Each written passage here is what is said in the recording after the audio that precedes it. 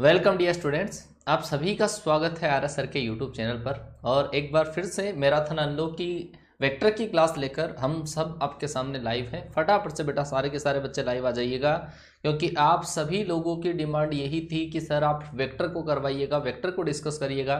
तो वेक्टर की क्लास आपके सामने है। फटाफट से बेटा सारे के सारे बच्चे लाइव आ जाएं।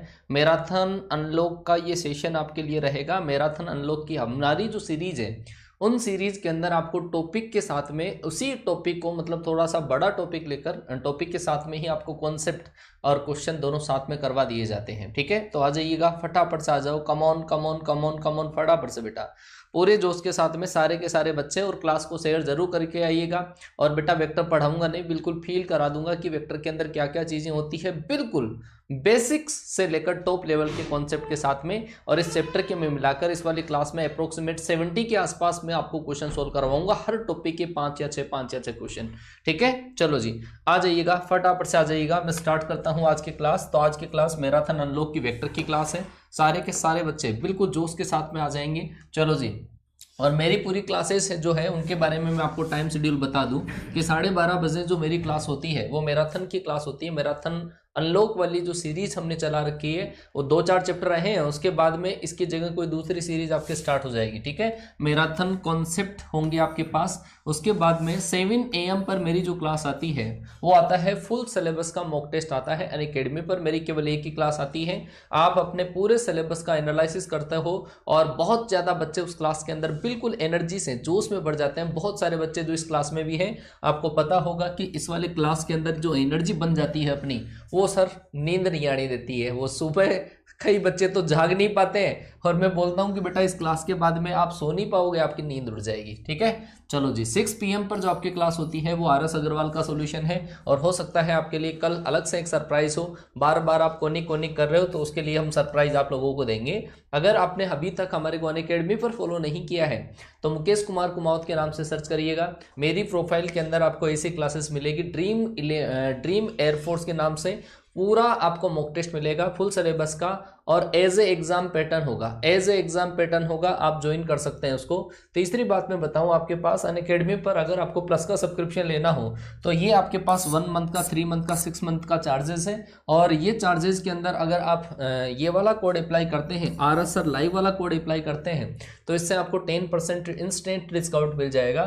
फिर जो भी क्लास में आपको यहाँ पे बोर्ड पे जो भी कुछ लिख पा रहा हूँ, उन सारी चीज़ों के लिए अगर आपको PDF लेना हो तो आप इस टीम RS सर, ये हमारा टेलीग्राम चैनल है, इसको ज्वाइन कर लीजिएगा। क्लास को शेयर करें बेटा, क्लास को शेयर करिएगा, क्लास को शेयर करें, मज़ा तभी आएगा भाई। आपका पूरा कॉन्फिडेंस हम बढ़ाते हैं, और कई बार हमारे को आपके हैं। चलो जी, come on come on come on come on, हाँ जी हाँ, तो जवाब दीजिएगा। ये आपके पास टीम RS सर जो हमारा टेलीग्राम चैनल है, इसको आप टेलीग्राम ज्वाइन कर सकते हैं। इस पर आपको पूरे PDF मिलेंगे।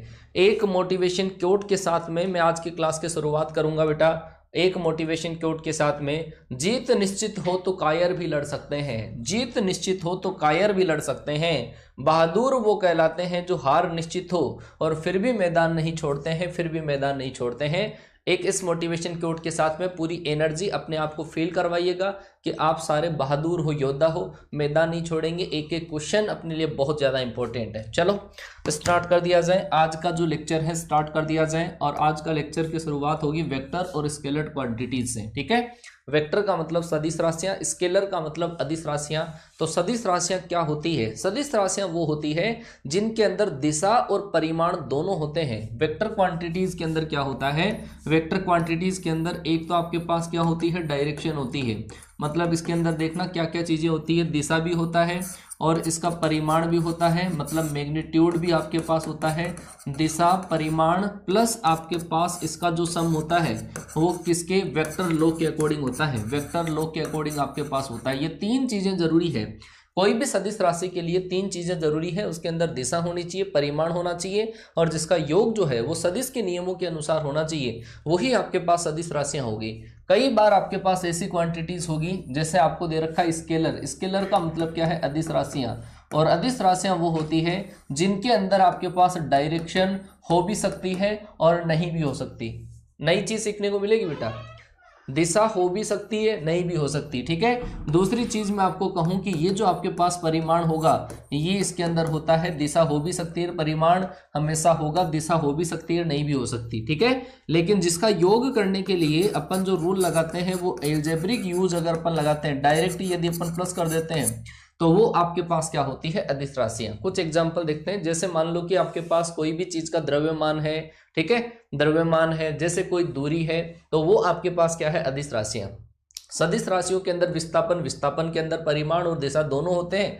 तो विस्थापन, ये जो आपके पास सदिश राशियां हैं, जैसे मान लो कि आपके पास ऐसा लिख दिया PQ, ये वेक्टर लिख दिया, तो ये जो एरो मार्क होता है ये तो आपके पास वेक्टर सदिश को शो करता है, और जो नीचे संख्या लिखी हुई है वो उसकी लंबाई को व्यक्त करती है, परिमाण को, ठीक है। अगर मैं मानना चाहूं कि जैसे मान लो कि कोई वेक्टर ये है, तो ये जो आपके पास एरो पॉइंट होगा वो तो शो करेगा डायरेक्शन को, और इस एरो की जो लेंथ आपके पास है वो शो करेगी आपके पास मैग्नीट्यूड को। कई वेक्टर अगर ऐसा लिख दिया तो ये जो आपके पास है ये डायरेक्शन को शो करेगा और ये मैग्नीट्यूड को शो करेगा। बेटा आया समझ में, ठीक है। आप ध्यान दीजिएगा, कई बार बच्चे कंफ्यूज होते हैं कि जैसे मान लो कि आपके पास करंट है, ठीक है, करंट मतलब धारा। फिजिक्स के अंदर आपने बहुत बढ़िया तरीके से पढ़ा होगा इस चीज को कि सर धारा के अंदर जैसे लिख दिया 5 एम्पियर, तो 5 एम्पियर उसका परिमाण तो हो गया, फिर धारा की दिशा फिक्स होती है, ठीक है, इलेक्ट्रॉनों की गति के विपरीत धारा की दिशा होती है। सर इसमें दिशा भी आ गई, परिमाण भी आ गया, लेकिन फिर भी आपके पास ये अदिश राशि क्यों है, तो इसके अंदर तीसरा जो लॉ है वो फॉलो नहीं होता है। ध्यान रख लेना,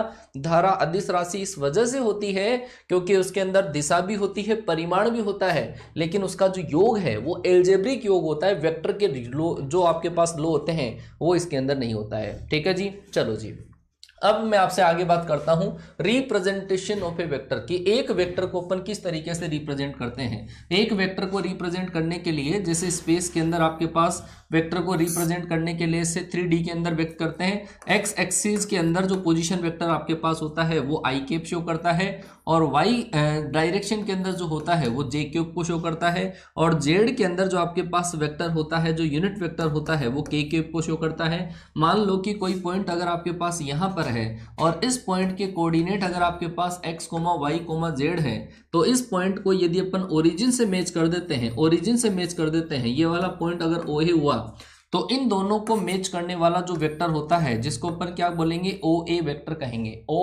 कहेंगे। फिर ये जो कोऑर्डिनेट, जो भी आपके पास जो कोऑर्डिनेट है, उस कोऑर्डिनेट में x कोऑर्डिनेट के साथ में तो आई कैप, और y कोऑर्डिनेट के साथ में जे कैप, और z कोऑर्डिनेट के साथ में अपन के कैप को अगर यूज करते हैं तो ये आपके पास वेक्टर को रिप्रेजेंट करने का तरीका होता है। वेक्टर को अपन इस तरीके से रिप्रेजेंट करते हैं। आया बेटा समझ में? बिल्कुल सब आएगा बेटा, है ना। चलो जी आगे, अगला आपके पास है काइंड्स ऑफ वेक्टर। थोड़ा सा फास्ट अपन इस वजह से चल रहे हैं कि मुझे पूरा चैप्टर भी बाइंड अप करना है, इसी के साथ में इसके क्वेश्चंस भी करवाने हैं। चलो जी आइएगा, आपके पास टाइप्स ऑफ वेक्टर की मैं सबसे पहले बात करता हूं। टाइप्स ऑफ वेक्टर में सबसे पहला जो वेक्टर है वो है नल वेक्टर, मतलब शून्य सदिश। शून्य सदिश वो सदिश होता है जिस सदिश के अंदर परिमाण तो उसका क्या होता है, जीरो। जीरो वेक्टर को अपन इस तरीके से लिखते हैं, जीरो वेक्टर। जीरो वेक्टर के अंदर जो आपके पास इसका परिमाण जो होता है वो तो हमेशा क्या होता है, जीरो होता है, और जिसकी जो दिशा होती है वो क्या होती है, अनडिटरमाइन होती है। दिशा क्या होती है आपके पास, अनिर्धारित होती है। जीरो वेक्टर की डायरेक्शन कुछ भी नहीं होती है। जीरो वेक्टर का मतलब क्या है, जैसे मान लो कि कोई भी वेक्टर आपने इतना बड़ा खींच लिया तो आप इसकी यूनिट मतलब लेंथ समझ सकते हो कि ये लेंथ कितनी है, 2 यूनिट है, 3 यूनिट है। अब जीरो वेक्टर का मतलब क्या है, जीरो वेक्टर का मतलब एक डॉट लगा दिया। अब एक डॉट लगा दिया तो इस डॉट की डायरेक्शन इधर है कि इधर है कि इधर है कि इधर है, अपन बता नहीं सकते ना। ऐसे कोई भी डॉट जो आपके पास है ना, बिल्कुल छोटा सा डॉट जो दिख ही नहीं रहा, उसकी डायरेक्शन अपन किधर बताएंगे, मतलब इधर है कि इधर है। तो ध्यान रखना, ऐसा सदिश जिसका परिमाण तो आपके पास जीरो हो और जिसकी दिशा हो वो अनडिटरमाइन हो, जिसको अपन डिटरमाइन नहीं कर सकते, तो वो क्या होता है, आपके पास जीरो वेक्टर होता है। बेटा ये जो क्वेश्चन है ना बेटा आपके पास, ठीक है ना, ये जो क्वेश्चन है आप ये ध्यान रख लीजिएगा, क्योंकि जो मैं चीजें यहां पर लिख रहा हूं उन्हीं से रिलेटेड स्टेटमेंट टाइप के क्वेश्चंस बनते हैं, तो कॉन्सेप्ट पक्के कर लीजिएगा। Zero vector. आगे चलते हैं, यूनिट वेक्टर। ऐसा वेक्टर जिसका मैग्नीट्यूड आपके पास 1 होता है उसको अपन क्या बोलते हैं, यूनिट वेक्टर। तो बात करता हूं मैं यहां पर मैग्नीट्यूड की। सबसे पहले मैं बात करूं कि मैग्नीट्यूड अपन किस तरीके से निकालते हैं। परिमाण कैसे निकालते हैं। जैसे मान लो कि कोई भी वेक्टर आपके पास लिखा हुआ है ए बी वेक्टर, तो इसका जो परिमाण होता है उसको अपन ए बी वेक्टर के द्वारा शो करते हैं। ए बी वेक्टर जैसे आपके पास लिखा हुआ है एक्स आई के प्लस का वाई जे के प्लस का जेड के अगर लिखा हुआ है, तो इस सदिश का जो परिमाण होगा उसको लिखा जाता है under root X square plus का Y square plus Z square. ये आपके पास किसी भी सदिश का परिमाण होता है। तो ऐसा सदिश जिसका परिमाण एक इकाई होता है उसको अपन क्या बोलते हैं, एकांक सदिश बोलते हैं। एकांक सदिश भी बोल सकते हैं। इसको हिंदी में अगर मैं बात करूं तो इसको इकाई सदिश भी बोला जाता है, इसको मात्रक सदिश भी बोला जाता है, और इसको एकांक सदिश या मात्रक सदिश या इकाई सदिश, इन तीनों नामों से इसको पुकार सकते हैं। ये जो एकांक सदिश होता है, कोई भी वेक्टर ए वेक्टर का जो आपके पास एकांक सदिश होता है, ए वेक्टर का जो एकांक सदिश आपके पास होता है उसको अपन रिप्रेजेंट करते हैं ए केप से। केप लगा दिया ना, केप लगाने का मतलब क्या है, वो एकांक सदिश बन गया। अब ये एकांक सदिश निकालते कैसे हैं, कोई भी वेक्टर का एकांक सदिश अगर आपको निकालना हो तो उस वेक्टर में उस वेक्टर के मैग्नीट्यूड का आप डिवाइड कर दो, तो वही क्या होता है, आपके पास एकांक सदिश होता है। जैसे मान लो भाई पहले अपने को पूछते थे ना भाई 5 पेंसिलों का मूल्य 10 रुपए है तो एक पेंसिल का मूल्य बताओ, तो क्या करते थे अपन, भाई जितने भी पैसे लगे हैं उसमें 5 का डिवाइड कर दो।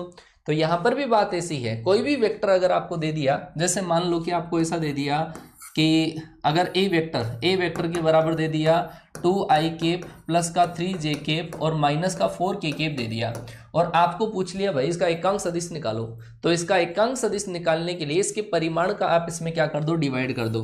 ए केप निकालने के लिए ए वेक्टर अपॉन ए का परिमाण, इसका परिमाण कितना होगा, इसका परिमाण होगा 4 प्लस का 9 प्लस का 16, ठीक है। और अगर आप इसको ऐड करते हो तो स्क्वायर रूट 29 आएगा, और स्क्वायर रूट 29 का अगर आप इन सब के अंदर डिवाइड कर देते हो तो वो क्या आ जाता है, ए केप आ जाता है, एकांक सदिश आ जाता है, ठीक है।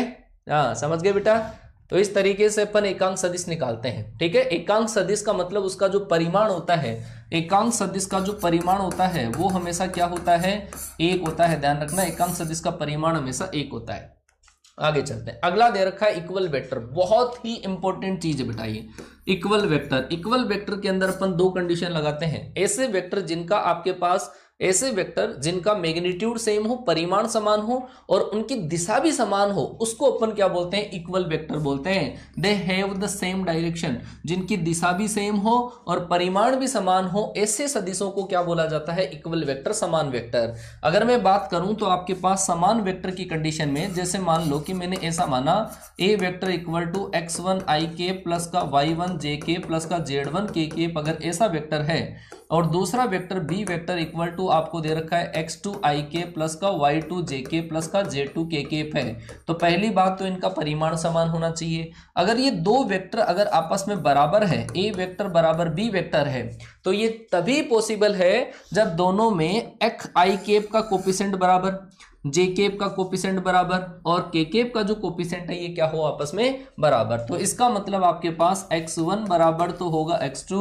y1 बराबर होगा y2 और z1 बराबर आपके पास z2 आना ही चाहिए। ये होता है आपके पास इक्वल वेक्टर। समझ गए बेटा, परिमाण समान, दिशा समान होनी चाहिए, वही सदिश क्या होते हैं, समान सदिश होते हैं। क्लियर हुआ बेटा। आप एक एक कॉन्सेप्ट बेटा पक्के करते जाओ, देख लीजिएगा, और इसी के बेस पे बहुत सारे क्वेश्चन आपके बनते हैं। जैसे कई बार आपको ऐसा पूछ लिया जाता है कि A vector equal to 2 lambda I cap minus का 3k प्लस का 4k केप है, और दूसरा वेक्टर आपको ऐसा दे दिया कि आई केप माइनस का 3j केप और प्लस 4 लैम्डा 4 इंटू म्यू के केप, ऐसा दे रखा है। तो आपको ऐसा पूछ लेते हैं कि ए और बी वेक्टर यदि समान वेक्टर हो, समान सदिश हो, तो आप बताइएगा लेमडा और म्यू की वैल्यू क्या होगी। तो ऐसे क्वेश्चन में क्या करना होता है, आई केप का गुणांक बराबर कर दो और के केप का जो गुणांक है वो बराबर कर दो, जे केप का गुणांक बराबर दे रखा है ऑलरेडी। तो यहां से 2 लैम्डा बराबर 1, तो लैम्डा बराबर कितना आएगा, 1/2 आ जाएगा। यहां से आपके पास 4 इक्वल टू 4 इंटू म्यू आ जाएगा, यहां से म्यू बराबर कितना आ गया, आपके पास 1 आ गया, ठीक है। तो लैम्डा और म्यू की वैल्यू अपन इस तरीके से काउंट करते हैं। क्लियर हुआ बेटा।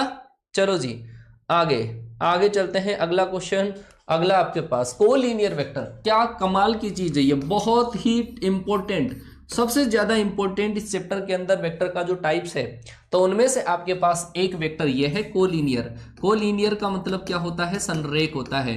और पैरेलल का मतलब होता है समांतर, समांतर या संरेख सदिश।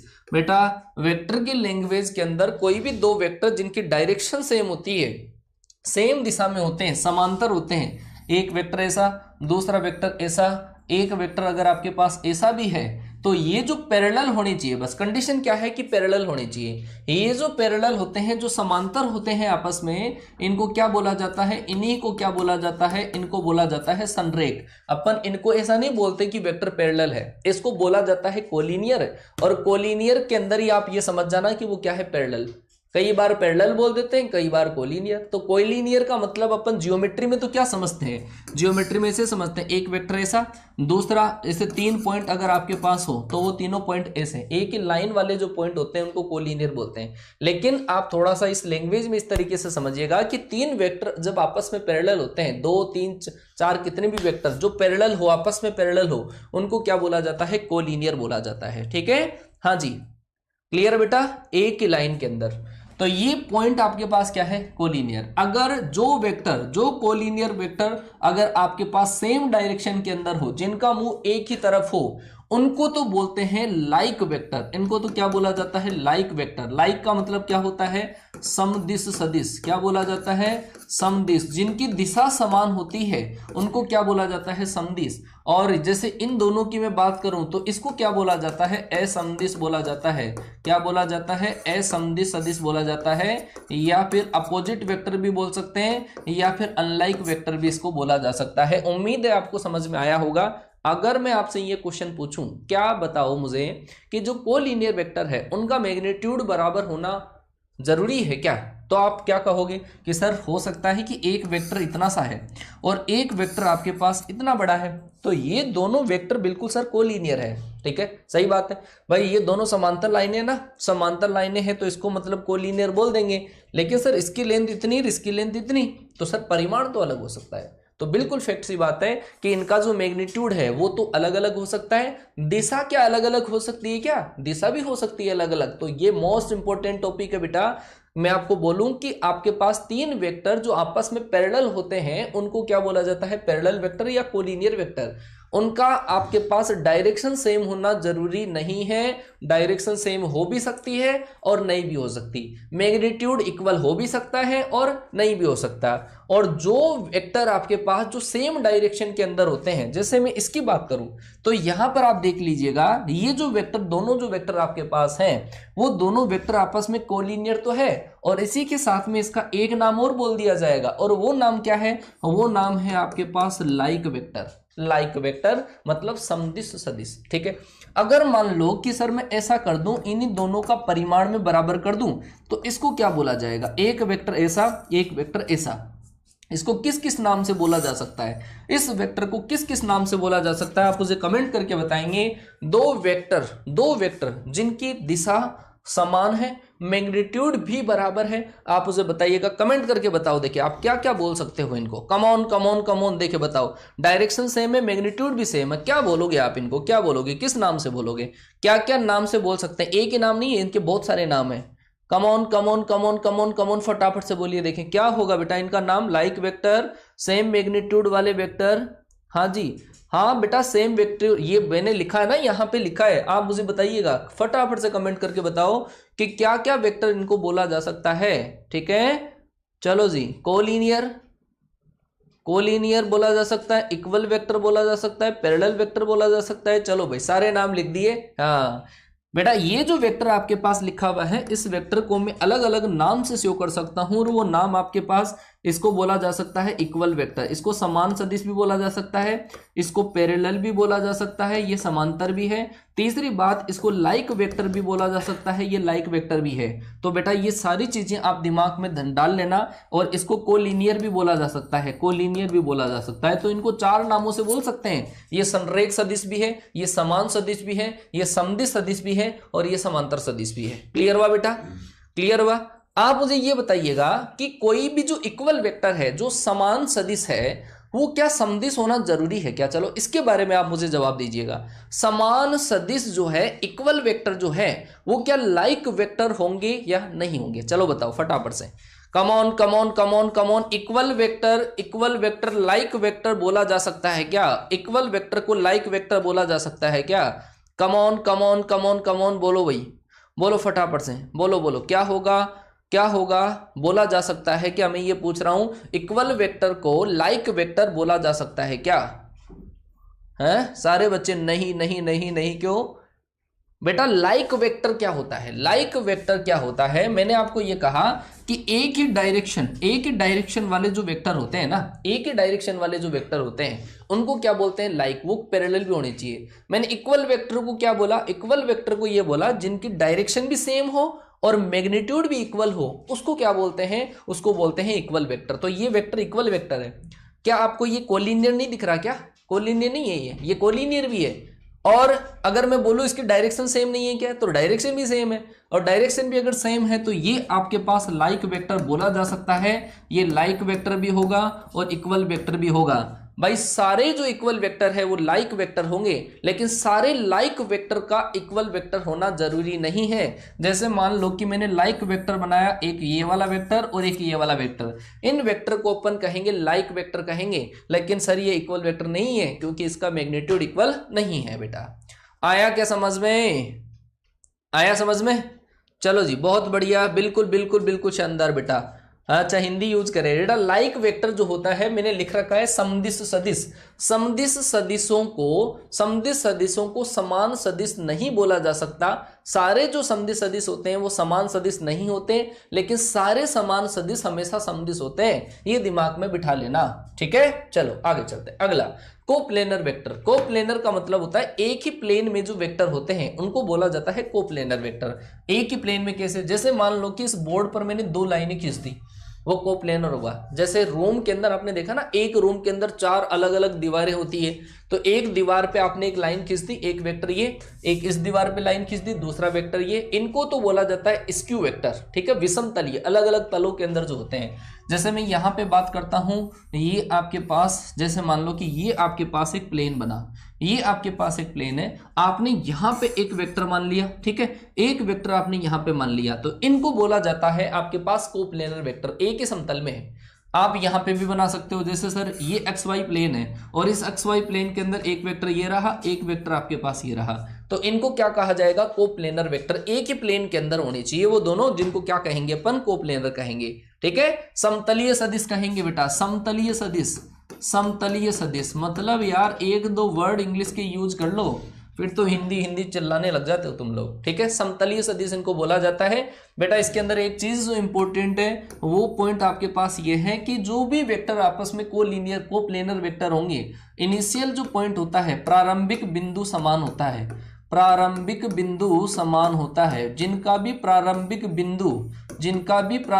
बिंदु अगर समान हो तो वो कोप्लेनर वेक्टर होते हैं, ठीक है ना? ध्यान रखना बेटा, जिनका भी इनिशियल पॉइंट एक ही पॉइंट हो वो हमेशा कोप्लेनर वेक्टर होते हैं, ठीक है? चलो आगे बढ़ते हैं। अगला question, position vector. Position vector कोई नई चीज नहीं है। पोजीशन वेक्टर वो है, जैसे अपन कोऑर्डिनेट जियोमेट्री पढ़ते आ रहे हैं, कोऑर्डिनेट जियोमेट्री के अंदर जैसे x, y लिखा हुआ है, तो x, y अपने को पता है कि x जो कोऑर्डिनेट है वो तो उस पॉइंट की y एक्सिस से डिस्टेंस है, और जो y पॉइंट आपके पास है वो x एक्सिस से डिस्टेंस है। वही बात यहाँ पे होती है। कोई भी पॉइंट जो होता है उसकी अपन ओरिजिन के रेस्पेक्ट में स्थिति देख सकते हैं। वो कैसे देखते हैं वो देखो।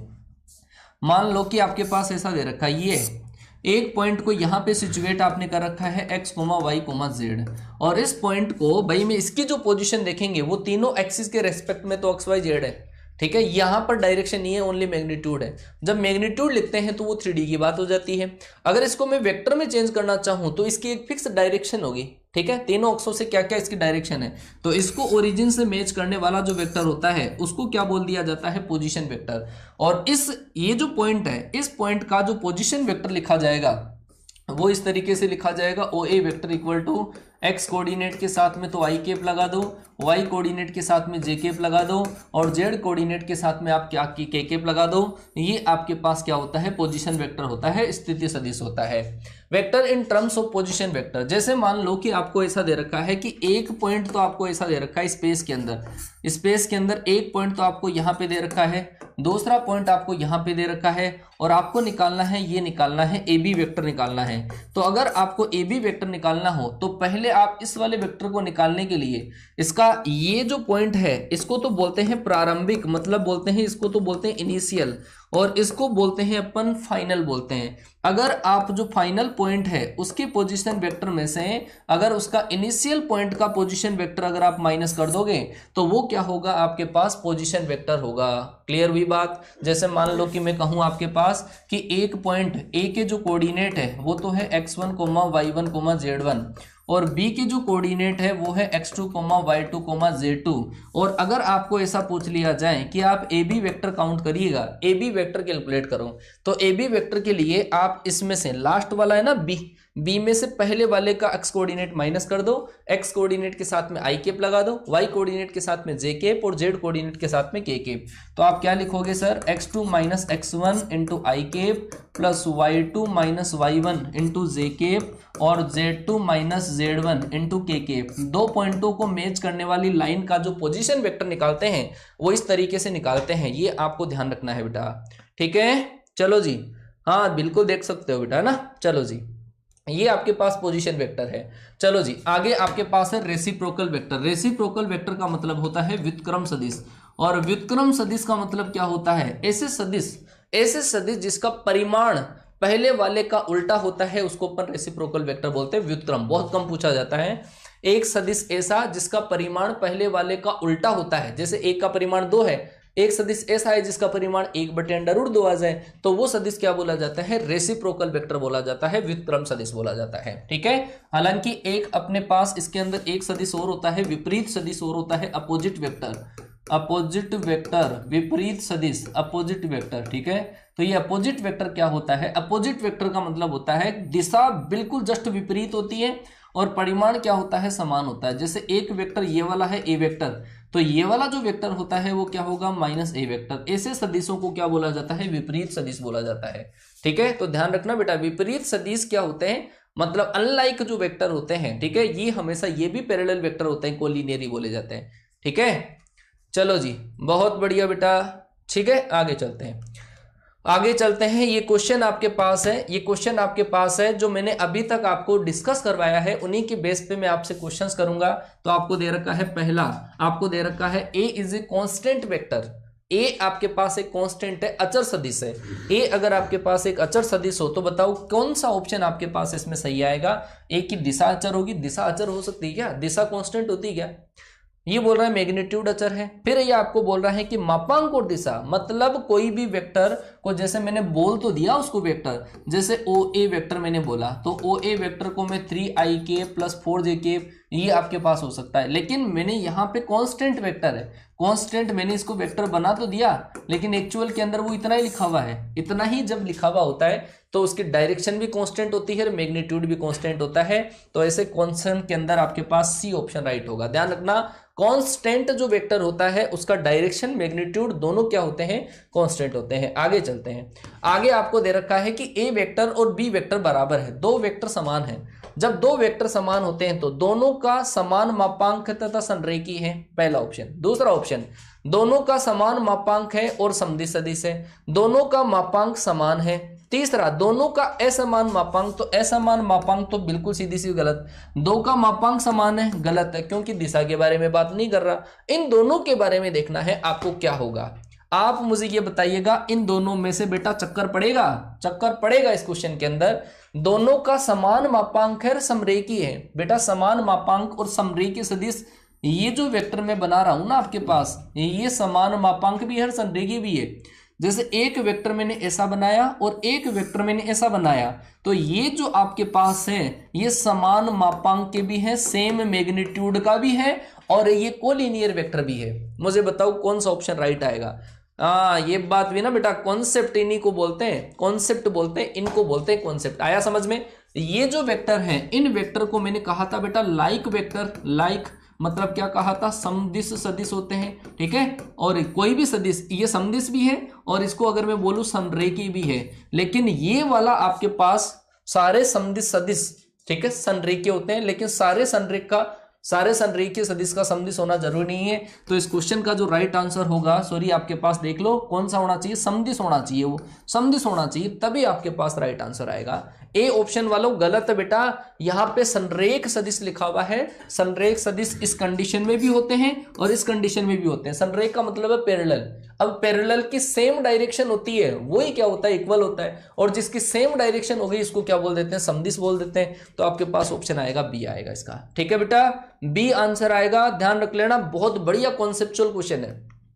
आगे चलते हैं, अगला, दो सदिश बराबर होंगे यदि, दो सदिश कब बराबर होंगे, उनका मापांक समान है, गलत, उनकी दिशा समान है, वे एक बिंदु पर मिलते हैं, उनका सदिश, उनका मापांक और दिशा दोनों समान होनी चाहिए, तब वो दोनों वेक्टर आपस में क्या होंगे, समान सदिश होंगे बेटा, ठीक है, क्लियर।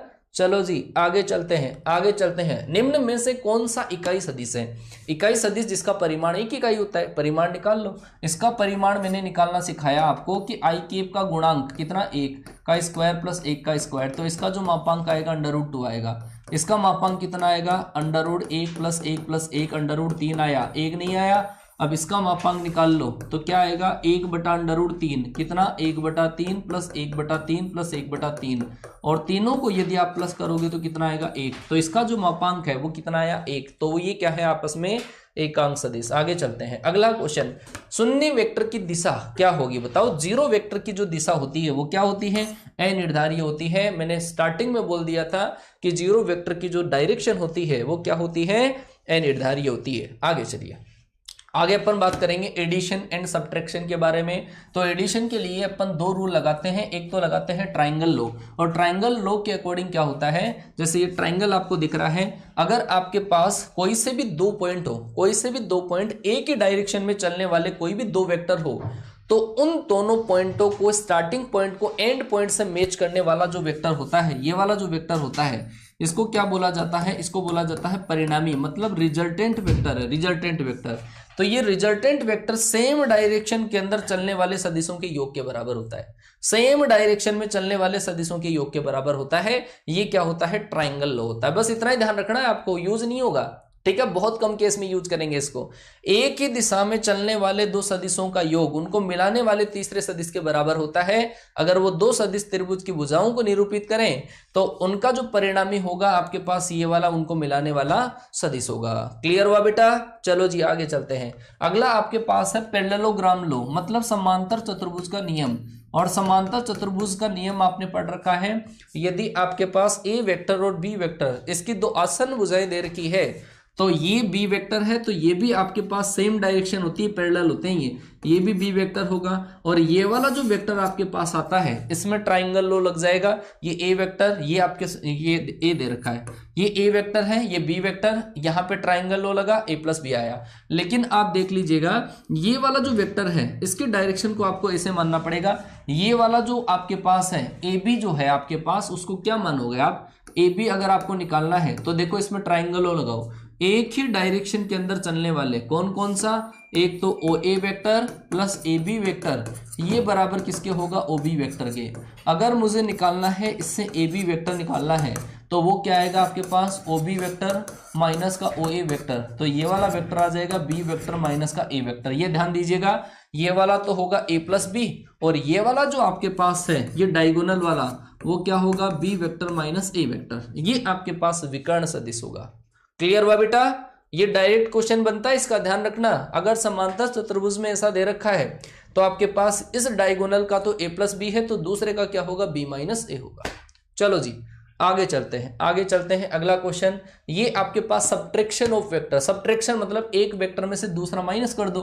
कैसे करते हैं एडिशन वो भी देख लो। मान लो कि आपके पास ए वेक्टर के बराबर दे रखा है x1 i के प्लस x2 j के प्लस आपके पास x3 k के, ये एक वेक्टर लिखा हुआ है।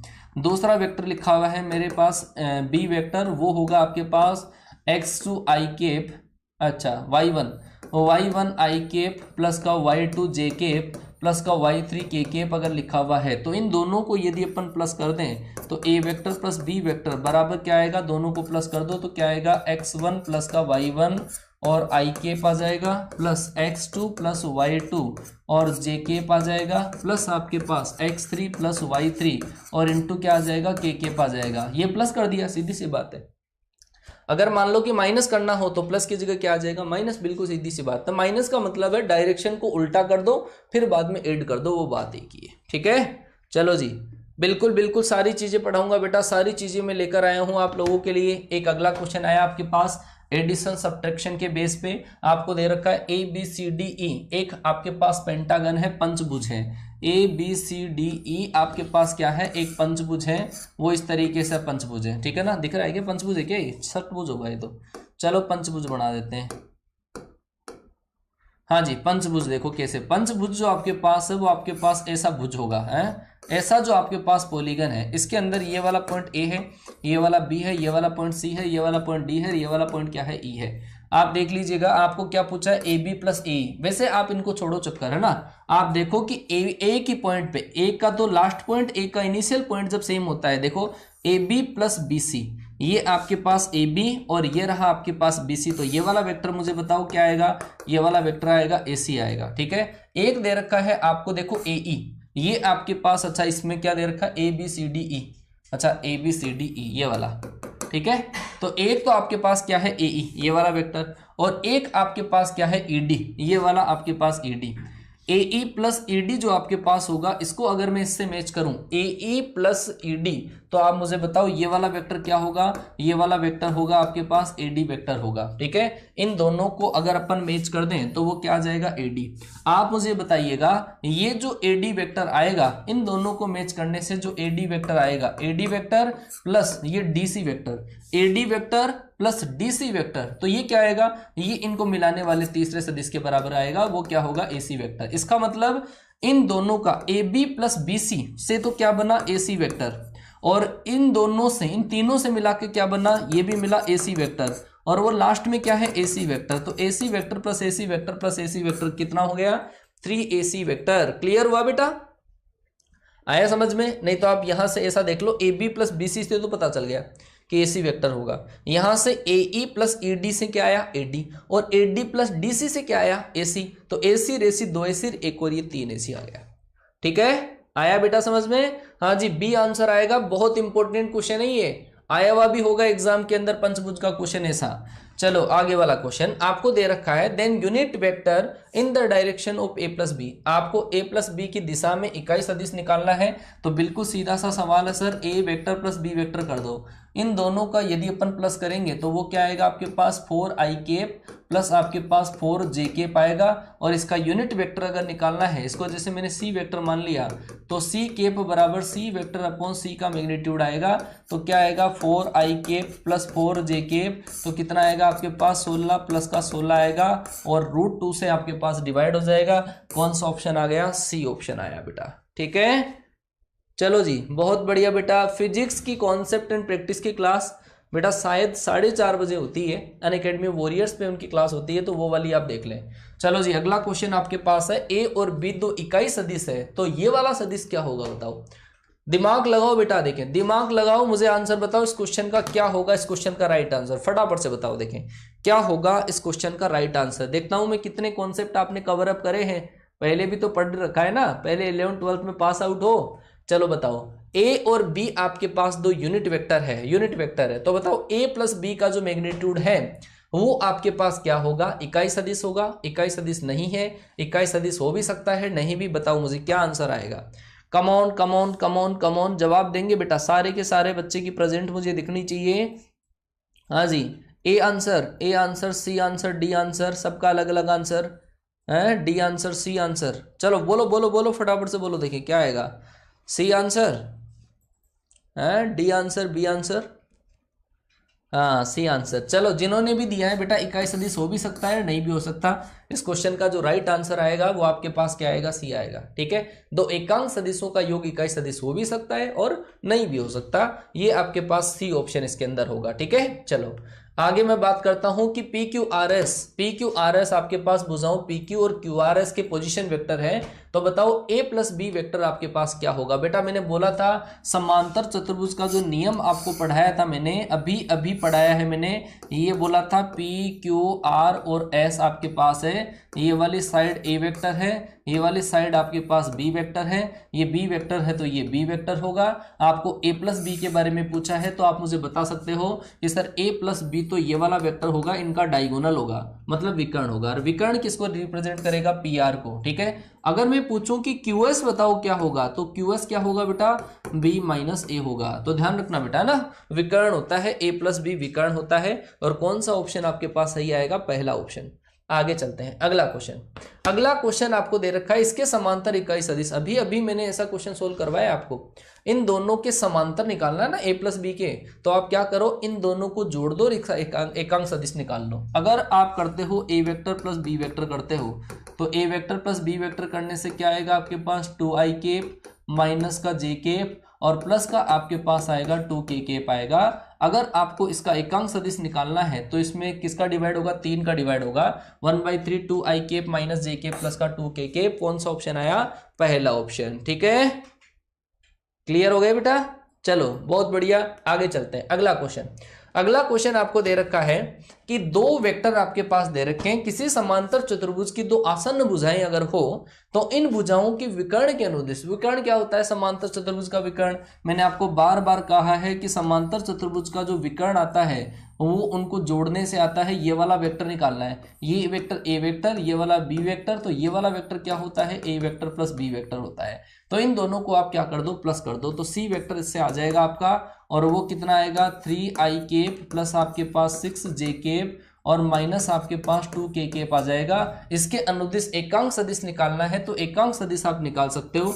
एकांक सदिश निकालने के लिए 9 प्लस का 36 प्लस का 4, इसका मतलब डिवाइड किससे होगा, 7 से डिवाइड होगा। 3i cap plus 6j cap minus 2k cap upon 7 आ जाएगा, पहला ऑप्शन राइट है। ठीक है, चलो आगे चलते हैं। अगला क्वेश्चन आपको दे रखा है कि ए और बी ओ के सापेक्ष स्थिति सदिश दे रखे हैं, तो बी ए किसके बराबर होगा। बेटा मैंने क्या कहा था, आप लास्ट वाले में से पहले वाला माइनस करोगे, बी ए वेक्टर जो आपके पास होगा वो किसके बराबर होगा, O A vector minus O B vector. O A में से ओ बी माइनस करोगे, इसमें से माइनस होगा, ये लास्ट वाले में से पहले वाला माइनस करते हैं, आई केप पे से ये जाएगा, 3i केप आएगा, और 3i केप इसमें और इसमें आ रहा है, इसमें से जब आप इसको माइनस करोगे माइनस जे केप आएगा, और कौन सा ऑप्शन आ गया, पहला ऑप्शन। ठीक है, क्लियर हुआ बेटा। हाँ जी, आगे चलते हैं, अगला क्वेश्चन आपके पास। चलो जी, अब अपन बात करते हैं एक नए टॉपिक के बारे में, और वो टॉपिक है आपका multiplication of a vector by a scalar quantity. मतलब किसी भी अदिश राशि से अगर वेक्टर को मल्टीप्लाई कर दिया जाए तो चक्कर क्या पड़ता है, वो समझिएगा बेटा। अदिश राशि से चलने का मतलब क्या है, एक थोड़ी सी थीम समझिए। कोई आदमी बिल्कुल धीरे धीरे धीरे धीरे जा रहा है, ठीक है, और पीछे से आदमी ने आके धक्का दे दिया उसको, तो वो किधर जाएगा, वो सेम डायरेक्शन के अंदर उसका जो मूवमेंट है वो फास्ट हो जाएगा। अगर मान लो कोई आदमी बहुत तेज दौड़ रहा है, और बहुत तेज जब दौड़ता है, पीछे से कोई आदमी आया उसको पकड़ लिया, और पकड़ लिया तो क्या हुआ, अब उसकी जो वेलोसिटी है वो थोड़ी सी कम हो जाएगी। मतलब क्या है, मतलब ये है, क्या पता सामने से आकर कोई टकरा गया, ठीक है, हाँ, सामने से कोई आके टकरा गया तो वही पीछे मूवमेंट होगा। तो मतलब क्या है, इसका मतलब ये है, जैसे मान लो कि मैं मानूं कि एक वेक्टर आपके पास ये है, ठीक है, इस वेक्टर का जो मैग्नीट्यूड है वो तो ये है। स्केलर क्वांटिटी कोई भी अदिश राशि से गुणा करने का मतलब जो आपके पास है वेक्टर का, वो है या तो उसका परिमाण बढ़ाना, या परिमाण को घटाना, या फिर दिशा को चेंज करना, विपरीत करना, या फिर सेम डायरेक्शन के अंदर बढ़ाना। कैसे, समझना। जैसे मान लो कि एक वेक्टर आपके पास ये है, मैंने इस वेक्टर, ये ए वेक्टर था, मैंने इसको 1/2 से मल्टीप्लाई कर दिया, आधा कर दिया। आधा करने का मतलब क्या है, इसका जो परिमाण है वो क्या हो जाएगा, आधा, 1/2a कर दिया। अगर मान लो कि मैंने इसको माइनस से मल्टीप्लाई कर दिया, -1/2a वेक्टर कर दिया, तो माइनस से मल्टीप्लाई करने पे इसकी जो डायरेक्शन है वो क्या हो जाती है, अपोजिट। डायरेक्शन क्या हो जाएगी, इसकी अपोजिट हो जाएगी। मान लो कि मैंने इसको 2 से मल्टीप्लाई कर दिया, तो 2 से मल्टीप्लाई करने पे इस वाले वेक्टर से डबल लेंथ का बन जाएगा, ये बना 2a वेक्टर, अगर मान लो कि माइनस से मल्टीप्लाई किया, -2a से, -2 से अगर आपने मल्टीप्लाई किया तो ये सेम डायरेक्शन के अंदर आपके पास उल्टा हो जाएगा। इसका मतलब मुझे ये बताइएगा, कोई भी कांस्टेंट संख्या से मैंने मल्टीप्लाई कर दिया, आप मुझे बता सकते हो ये सारे के सारे जो वेक्टर है, क्या ये सारे के सारे वेक्टर कोलिनियर है? क्या बताओ, कोलिनियर है कि नहीं है? अरे इसको पैरेलल भी तो बोल सकते हैं, वही तो बात है। ये वेक्टर जो आपस में है वो पैरेलल भी है और कोलिनियर भी है। मतलब क्या है? मतलब बात ये है कि कोई भी वेक्टर को यदि आपने किसी कांस्टेंट नंबर से अगर मल्टीप्लाई किया है तो उस वेक्टर के आपस में पैरेलल या कोलिनियर वेक्टर आता है। ठीक है, कोलिनियर वेक्टर मैग्नीट्यूड बढ़ा भी सकता है, कम भी हो सकता है, वो डिपेंड करता है कि मल्टीप्लाई कौन से नंबर से किया है। अगर पॉजिटिव नंबर से मल्टीप्लाई किया है तो वो वेक्टर सेम डायरेक्शन के होते हैं। अगर मान लो कि समदिश सदिश होते हैं, चलो ऐसा बताओ तो, अगर पॉजिटिव से मल्टीप्लाई आपने किया है तब तो होंगे वो समदिश सदिश, अगर आपने नेगेटिव से मल्टीप्लाई किया है वो होंगे असमदिश सदिश। तो मैं इनको ऐसा लिख दूं कि अगर आपके पास बी वेक्टर के बराबर अगर मैं लिख दूं कि लेमडा ए वेक्टर लिख दूं, तो ऐसा होता है आपके पास किसी भी सदिश का किसी अदिश राशि से गुणा, अगर लेमडा अगर आपके पास 0 से कम है तो जो सदिश आता है वो क्या आ जाता है? अपोजिट वेक्टर आ जाता है, जिसको मैंने क्या बोला था? अपोजिट का मतलब असमदिश सदिश आता है, असमदिश सदिश आता है, दिशा विपरीत हो जाती है। अगर मैं आपको ऐसा बोलूं कि अगर लेमडा अगर आपके पास पॉजिटिव है तो इससे जो वेक्टर आपके पास आता है वो क्या आता है? लाइक आता है, और लाइक का मतलब आपके पास समदिश सदिश। तो ये चीज आप दिमाग में बिठा लो कि कोई भी दो वेक्टर जब आपस में एक दूसरे के पैरेलल होते हैं उसमें किस चीज का फर्क होता है? केवल कांस्टेंट का। जैसे मैं आपको एक नमूना दिखाऊं कि जैसे मान लो कि आपको ऐसा दे रखा है ए वेक्टर बराबर 2i केप माइनस का 3j केप प्लस का 4k केप, ऐसा एक वेक्टर दे रखा है। और मैंने ऐसा किया कि यहाँ पे ऐसा दे रखा है 4i केप माइनस आपके पास 6j cap plus 8k cap लिखा हुआ है, और आपको ऐसा पूछ लिया कि बताओ इन दोनों वेक्टरों में क्या रिलेशन है। तो आप क्या कहोगे कि सर अगर मैं इसको 2 से मल्टीप्लाई कर दूं, ऊपर वाले को 2 से मल्टीप्लाई कर दूं, तब आपके पास नीचे वाला वेक्टर आएगा। इसका मतलब बी वेक्टर बराबर 2 इंटू ए आ गया। और किसी भी वेक्टर को यदि कांस्टेंट से मल्टीप्लाई करते हैं तो वो कोलिनियर वेक्टर होता है, संरेख होता है, पैरेलल होता है। ठीक है बेटा, आई बात समझ में? क्लियर हुआ? चलो जी, हाँ जी, बहुत बढ़िया बहुत बढ़िया, क्लियर। चलो जी आगे चलते हैं। चलो ये है आपके पास multiplication of a vector, multiplication of a vector, multiplication of a vector, ठीक है बाई ए स्केलर क्वांटिटी।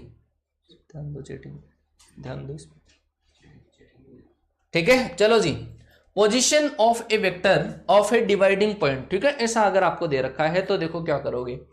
अगर मान लो कि आपके पास कोई भी दो वेक्टर दे रखा है, पोजीशन वेक्टर दे रखे हैं, और उन दोनों पोजीशन वेक्टर को कोई तीसरा वेक्टर किसी रेशियो में डिवाइड करता है तो उसकी कोऑर्डिनेट कैसे निकालते हैं। जैसे मान लो कि ये पॉइंट है, इसका पोजीशन वेक्टर ए वेक्टर और इसका पोजीशन वेक्टर अगर बी वेक्टर है, और इन दोनों को एक वेक्टर है वो अगर इन दोनों को m/n में इंटरनली डिवाइड करता है तो इसका जो कोऑर्डिनेट निकालोगे सी वेक्टर बोल देता हूं मैं इसको, और वो आएगा आपके पास m/b vector plus n/a vector upon क्या आ जाएगा? m+n आ जाएगा। ठीक है, तो ये वेक्टर आपके पास इंटरनली डिवीजन वाला वेक्टर है, आंतरिक विभाजन वाला ये सदिश आपके पास होगा। अगर मैं कहूं कि यही जो वेक्टर है इसको क्या बोलते हैं? इंटरनल डिवीजन, ठीक है ना, आंतरिक चोटें पहुंचाता है ये, आंतरिक चोट पहुंचाने वाला, ठीक है, दिल तक जाने वाला आंतरिक। चलो बाह्य के लिए बात करते हैं कि जैसे ए वेक्टर तो ये है और दूसरा वेक्टर ये है, और तीसरा जो वेक्टर आपके पास है वो अगर यहाँ पे हो, यहाँ पे आ जाए, ये वाला वेक्टर आ गया डी वेक्टर, तो इसको बोला जाता है एक्सटर्नली बोला जाता है, बाह्य विभाजन बोला जाता है। एक्सटर्नली के केस में क्या करते हैं, ये प्लस की जगह माइनस ले लेते हैं, तो ये जो डी वेक्टर है, ये डी वेक्टर है, उसको अपन कहेंगे M B vector minus N A vector upon क्या आ जाएगा? एम माइनस एन आपके पास आ जाएगा, तो इससे आपके पास डी वेक्टर आ जाएगा। क्लियर हुआ बेटा? क्लियर हुआ? आया कि नहीं आया? ठीक है, चलो जी बहुत बढ़िया बेटा, इसी तरीके से अप्रिशिएट करते जाओ, आप यूनिक चीजें सीखोगे। मैं आपको फिर से बोल रहा हूं, कॉन्सेप्ट आपके बहुत ज्यादा स्ट्रॉन्ग हो जाएंगे, वेक्टर के केस में कभी भी गलती नहीं करोगे, ठीक है ना। ये आपके पास फॉर्मूला है, फॉर्मूला याद रखना पड़ेगा, अगर आपके पास आंतरिक विभाजन होता है, अंतर विभाजन होता है तो बीच में प्लस आएगा, बाह्य विभाजन होता है तो माइनस आएगा। आगे चलते हैं। चलो जी, ये क्वेश्चन आपके पास एक छोटा सा क्वेश्चन है, आपको दे रखा है 2:5 में विभाजित करने वाले बिंदु का स्थिति सदिश क्या होगा। चलो जी, आप मुझे आंसर देंगे। पानी दे दो मेरे को। चलो भाई फटाफट से come on come on come on come on come on come on come on जवाब दो बेटा। क्या होगा, क्या होगा आपके पास इस क्वेश्चन का आंसर, बोलिएगा बेटा, क्या होगा इस क्वेश्चन का राइट आंसर। 2:5 में विभाजित करने वाले पॉइंट का पोजीशन वेक्टर क्या होगा। देखता हूं मैं सबसे पहले किस बच्चे का आंसर आता है इस क्वेश्चन में। कमॉन कमॉन कमॉन बेटा, हाँ बिल्कुल नमूना दिखाएंगे आपको, है ना। चलो come on come on come on come on. B answer दिया है महेश यादव ने, राहुल यादव ने दिया है सी आंसर। अच्छा, आधे बच्चों ने बी दिया है, आधों ने सी आंसर दिया है।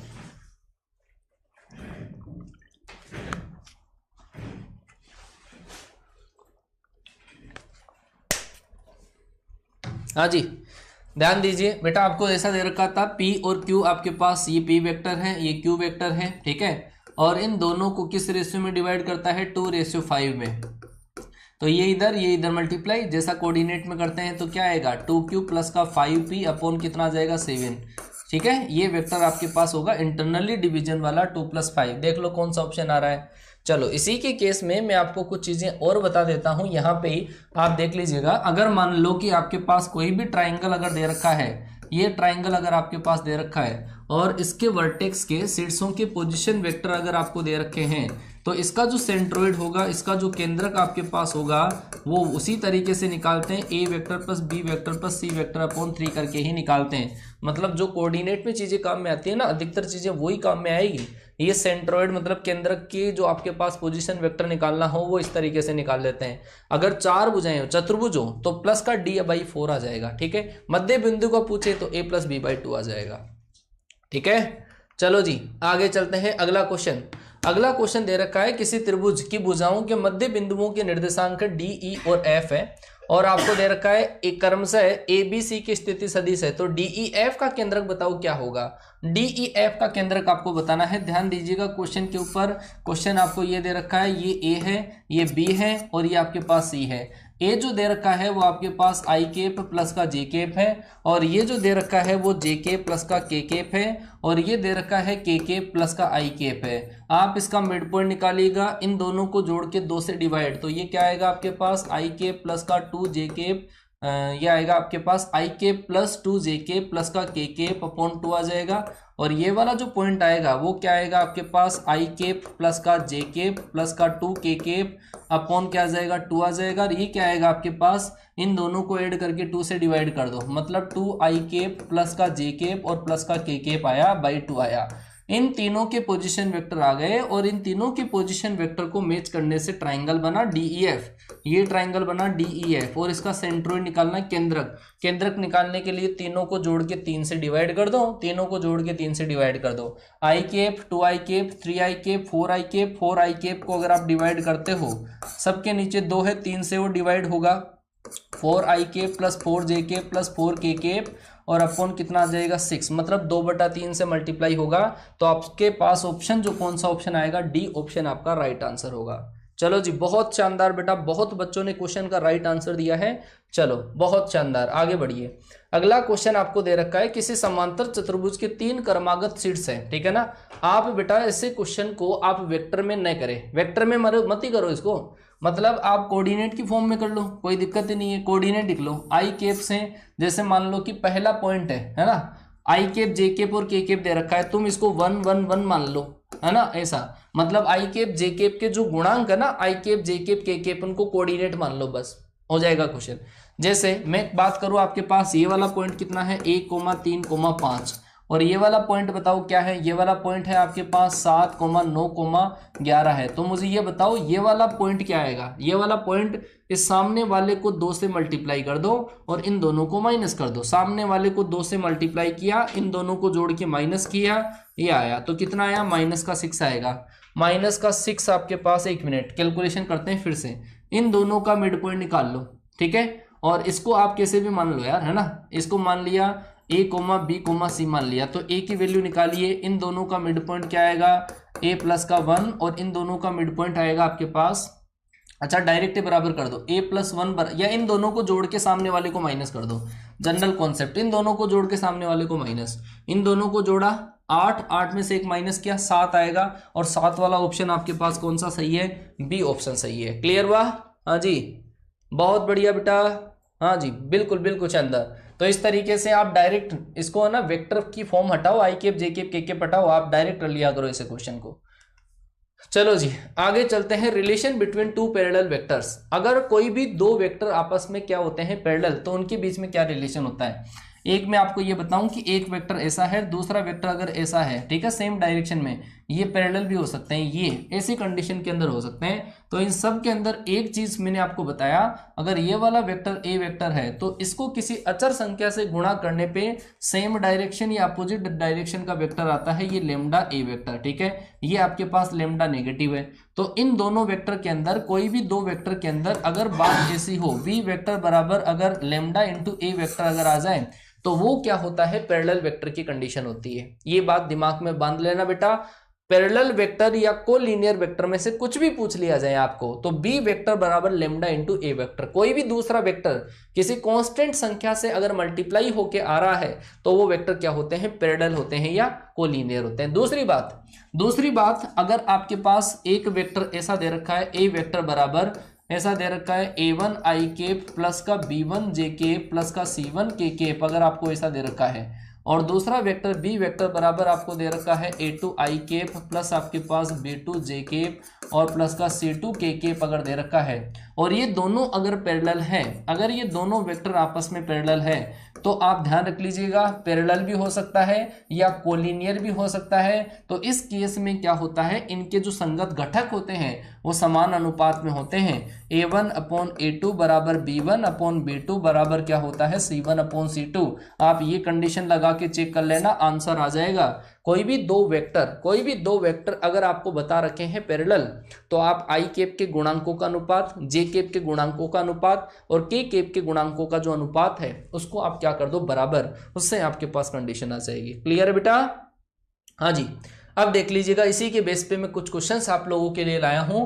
आपको दे रखा है कि ये जो दो वेक्टर है वो कोलिनियर वेक्टर है, कोलिनियर या पैरेलल, बात एक ही है। अगर ये आपके पास कोलिनियर है तो x की वैल्यू बताओ, तो बेटा आई केप का गुणांक ये है, आई केप का गुणांक है x-2 और उसमें आई केप का गुणांक क्या है, x+1 बराबर, इसमें जे केप का गुणांक है 1, उसमें जे केप का गुणांक है 2, क्रॉस मल्टीप्लाई करो तो 2x-4 बराबर आपके पास आएगा x+1। इसको इधर ट्रांसफर किया, x बराबर आपके पास आ जाएगा 5। तो इस क्वेश्चन का जो राइट आंसर होगा वो कौन सा ऑप्शन आ जाएगा, सी ऑप्शन। ठीक है, चलो बेटा देखो, सारी चीजें यार एक साथ नहीं हो सकती। आप बार बार, अभी मतलब मैं पिछला चैप्टर जब पढ़ा रहा था तब आपकी एक्सपेक्टेशन से सर वेक्टर पढ़ा दो, अब वेक्टर जब मैं पढ़ा रहा हूं तो सर आप प्रॉपर्टीज ऑफ ट्राइंगल, मतलब सारे टॉपिक में कराऊंगा, टेंशन ना लो आप, सारे टॉपिक कराऊंगा। इसके बाद में मैट्रिक्स कराऊंगा, फिर प्रॉपर्टीज ऑफ ट्राइंगल कराऊंगा।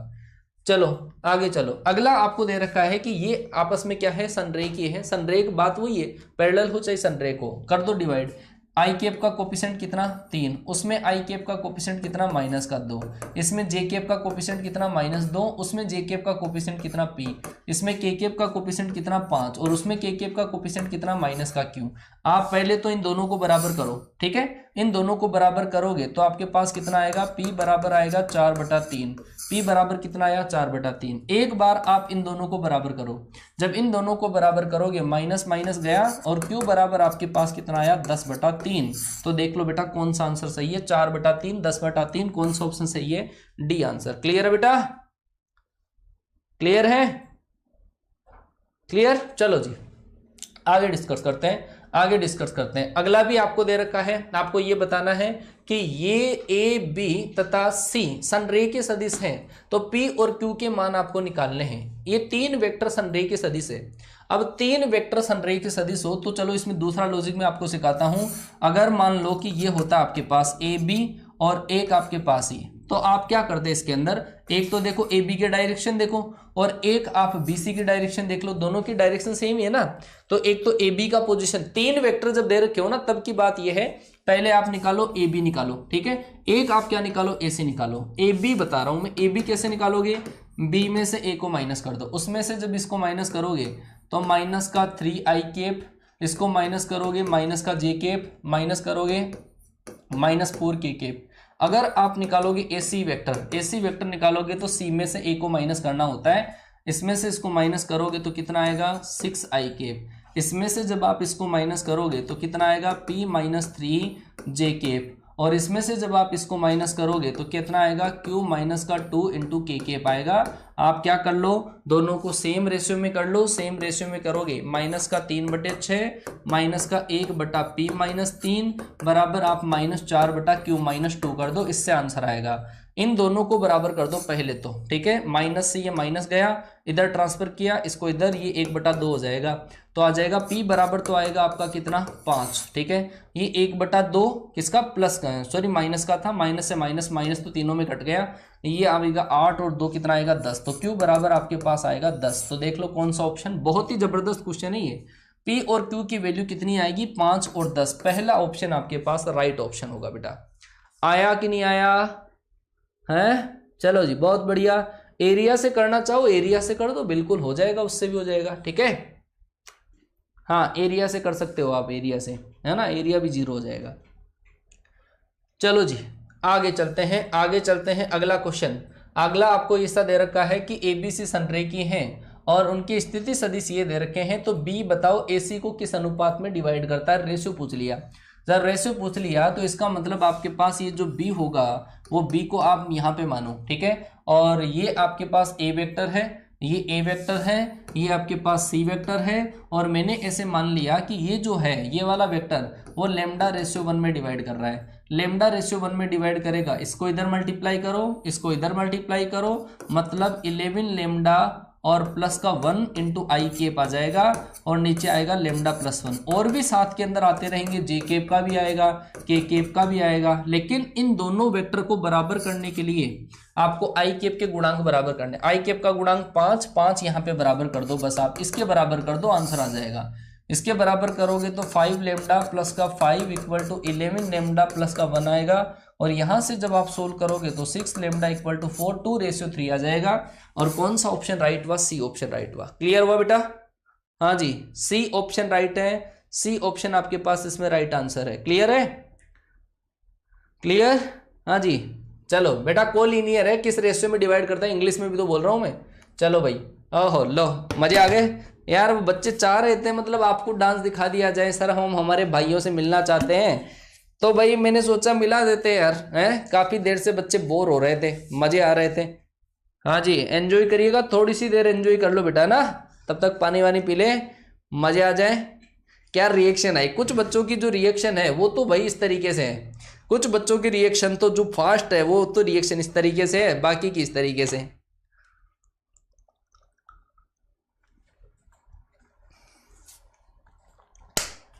हाँ अब मान लो भाई है, भावनाओं के अंदर बह जाओ, कभी हम भी ऐसे थे, हम भी ऐसे थे और इस तरीके से डांस करा करते थे हाँ नाच मेरी बुलबुल तुझे पैसा मिलेगा चलो जी आगे बढ़ते हैं, आगे बढ़ते हैं। अगला आपके पास है कोप्लेनर एंड नॉन कोप्लेनर, इसके बारे में मैंने बता दिया है, कंडीशन बता देता हूं इसकी कंडीशन क्या होगी।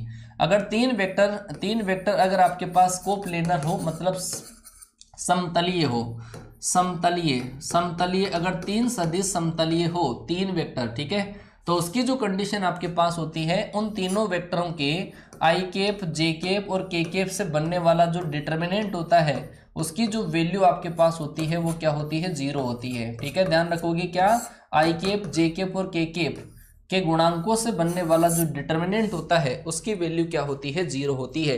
ठीक है, ये कोप्लेनर के केस में होता है बेटा। कोप्लेनर बेटा लास्ट वाला क्या था क्वेश्चन, सीधा तो है यार, किस रेशियो में डिवाइड किया, मैंने आई केप का कोफिशिएंट निकाला। आप ऐसा करो, भूल जाओ, इसको मानो 3D के अंदर, 3D के अंदर पहला पॉइंट कितना, a, -2, -8। ठीक है, ये वाला पॉइंट कितना है, ये वाला पॉइंट है 5, -2, और ये वाला पॉइंट कितना है बताओ, 11, 7। अब तो कर लोगे क्या, इसके अंदर जेड जो कोऑर्डिनेट है वो सॉरी आपके पास 5, 0, -2। अब कर लेना बेटा, 3D की बातें कर रहे हैं अपन, 3D के अंदर पहली क्लास में यही करवाया था, 3D मान के कर लेना, फिर एक्स कोऑर्डिनेट जहां पे आए उसके साथ में आई केप लगा लेना, लेकिन इसमें रेशियो पूछा था। चलो जी, स्केलर और डॉट प्रोडक्ट, चलो बहुत कमाल की चीज है स्केलर प्रोडक्ट। अदिश त्रिक गुणनफल आपके पास क्या होगा, इसको ध्यान से समझना। स्केलर का मतलब होता है अदिश, अदिश गुणनफल और डॉट प्रोडक्ट क्या होता है, कोई भी दो वेक्टर का ऐसा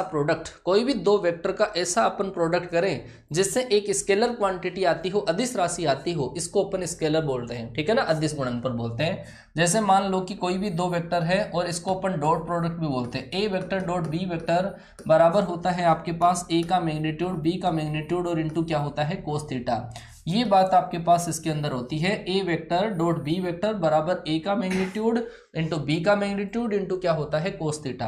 अगर मान लो कि आपके पास कोई भी दोनों जो वेक्टर आपके पास हैं वो क्या है, पैरेलल है, समांतर है, तो यहाँ पे थीटा बराबर क्या होगा 0, और थीटा बराबर जब 0 है तो A vector dot B vector बराबर होगा आपके पास ए का परिमाण और क्या होगा बी का परिमाण। ऐसी कंडीशन आ जाएगी। जब दो वेक्टर समांतर होते हैं तब ये गणित लगाते हैं। अगर मान लो कि कोई भी दो वेक्टर परस्पर परपेंडिकुलर होते हैं, लंबवत होते हैं, तब थीटा बराबर होगा 90, cos 90 की वैल्यू 0, और उस केस में ए डॉट बी बराबर आपके पास कितना आ जाता है 0 आ जाता है। तो ये चीज आप ध्यान रखोगे, अगर कोई भी दो वेक्टर परस्पर लंबवत होते हैं तो उनका डॉट प्रोडक्ट 0 होता है। लेकिन अगर मैं ऐसा कहूं कि क्या इसका रेसिप्रोकल क्या वो सही है, क्या इसका जो रिवर्स स्टेटमेंट है वो सही है क्या। अगर मैं कहूं कि ए डॉट बी बराबर 0 है तो आप क्या कहोगे कि सर ए और बी परपेंडिकुलर है। नहीं बेटा, वो हर जगह नहीं लगता है, ध्यान रखना, मोस्ट इंपॉर्टेंट कॉन्सेप्ट है। अगर कोई भी दो वेक्टर का प्रोडक्ट डॉट प्रोडक्ट 0 आ रहा है तो वेक्टर दोनों लंबवत हो भी सकते हैं, नहीं भी हो सकते, हर बार सत्य नहीं है। लेकिन जब दोनों के बीच में 90 डिग्री एंगल आ गया तब फिक्स है कि ए डॉट बी बराबर 0 होगा। क्लियर है बात। ए डॉट बी बराबर 0 है तो वेक्टर 90 डिग्री पे हो भी सकते हैं और नहीं भी हो सकते हैं, ठीक है। क्यों? क्योंकि वेक्टर का मैग्नीट्यूड भी उसमें अंदर इंक्लूड होता है, ये भी तो 0 हो सकता है, ठीक है। चलो जी, हाँ जी, अगर मान लो कि अगर कोई भी दो वेक्टर आपस में विपरीत सदिश हो, अगर कोई भी दो वेक्टर विपरीत सदिश हो तो थीटा बराबर 180 होगा, और उस केस के अंदर ए वेक्टर डॉट बी वेक्टर बराबर आपके पास माइनस ए वेक्टर और डॉट आपके पास बी वेक्टर आएगा। तो ये ध्यान रखना, अगर आपके पास, क्योंकि पाई पर थीटा की जो वैल्यू होती है वो क्या होगी -1 होगी, और -1 होगी तो ए डॉट बी बराबर माइनस ए का परिमाण और बी का परिमाण आपके पास आ जाएगा, ठीक है। तो ये सारी चीजें डॉट प्रोडक्ट के केस के अंदर अप्लाई होती है। इन सारी चीजों का आप ध्यान रखोगे, एक एक चीज से रिलेटेड पूछी जाती है। जैसे इसमें कुछ एक्सपेरिमेंट होता है, सबसे पहले इसका जो एप्लीकेशन है, डॉट प्रोडक्ट का जो एप्लीकेशन है वो क्या है वो ध्यान से समझो। एप्लीकेशन है, पहला एप्लीकेशन है एंगल कैलकुलेट करने का। सबसे पहला एप्लीकेशन है एंगल जब भी आपको काउंट करना हो, कोस थीटा काउंट करना हो, इसको इधर मल्टीप्लाई कर दो। तो एंगल कैलकुलेट करना हो दो वेक्टर के बीच में, तो कोस थीटा बराबर ए वेक्टर डॉट ए वेक्टर बराबर आपके पास क्या होता है ए का परिमाण और बी का परिमाण। ये आपके पास पहला एक्सपेरिमेंट है इसका। कोई भी दो सदिशों के बीच में अगर कोण निकालना हो तो A vector dot B vector upon A का परिमाण बी का परिमाण, ठीक है। दूसरी बात, अगर सेम सदिश से vector A vector dot A vector अगर मैं कर दूं, कोई भी सेम वेक्टर का सेम वेक्टर से डॉट प्रोडक्ट अगर कर दिया जाए तो बात क्या होगी। बेटा मुझे ये बताओ कि एक वेक्टर ऐसा है, दूसरा वेक्टर भी ऐसा ही है, ए वेक्टर आपने उसी वेक्टर को, इन दोनों के बीच में एंगल बताओ क्या होगा। इन दोनों के बीच में सेम वेक्टर के बीच में एंगल कितना होता है, सेम वेक्टर के बीच में एंगल होता है 0 डिग्री। जब 0 डिग्री होगा तो A vector dot A vector बराबर ए का मैग्नीट्यूड और इनटू आएगा कोस 0। अब कोस 0 की वैल्यू जब 0 हुई तो ए डॉट ए बराबर क्या होगा, ये होगा मोड ए का स्क्वायर होगा, ठीक है। तो ये ध्यान रखना बेटा, कोई भी सदिश को उसी सदिश के साथ में जब डॉट प्रोडक्ट करते हैं तो वो उस सदिश के परिमाण के स्क्वायर के बराबर होता है। ये दूसरी प्रॉपर्टी है, टॉप मोस्ट प्रॉपर्टी कहूंगा मैं इसको, बहुत जगह काम में लूंगा इस प्रॉपर्टी को। कोई भी दो सेम सदिशों का जब मैं डॉट प्रोडक्ट करूं तो वो होता है उस सदिश के परिमाण के स्क्वायर के बराबर होता है, ठीक है। तीसरी बात मैं करूंगा, इसके प्रोजेक्शन की बात करूंगा, प्रक्षेप की बात करूंगा मैं। प्रोजेक्शन क्या होगा आपके पास, ठीक है। प्रोजेक्शन का मतलब होता है प्रक्षेप होता है, अगर ए वेक्टर का बी वेक्टर पे प्रक्षेप निकालना हो, ए वेक्टर का बी वेक्टर पे प्रक्षेप निकालना हो, ठीक है ना, तो वो क्या होता है ए वेक्टर का बी वेक्टर पर प्रक्षेप, कोई भी एक वेक्टर का बी वेक्टर पे अगर प्रक्षेप निकालना हो, ठीक है, तो वो निकालते हैं, जिस वेक्टर के ऊपर प्रक्षेप निकालते हैं उसका केप ले लेते हैं, A vector dot B cap, या आपके पास जो होता है A vector dot B vector upon B का मैग्नीट्यूड।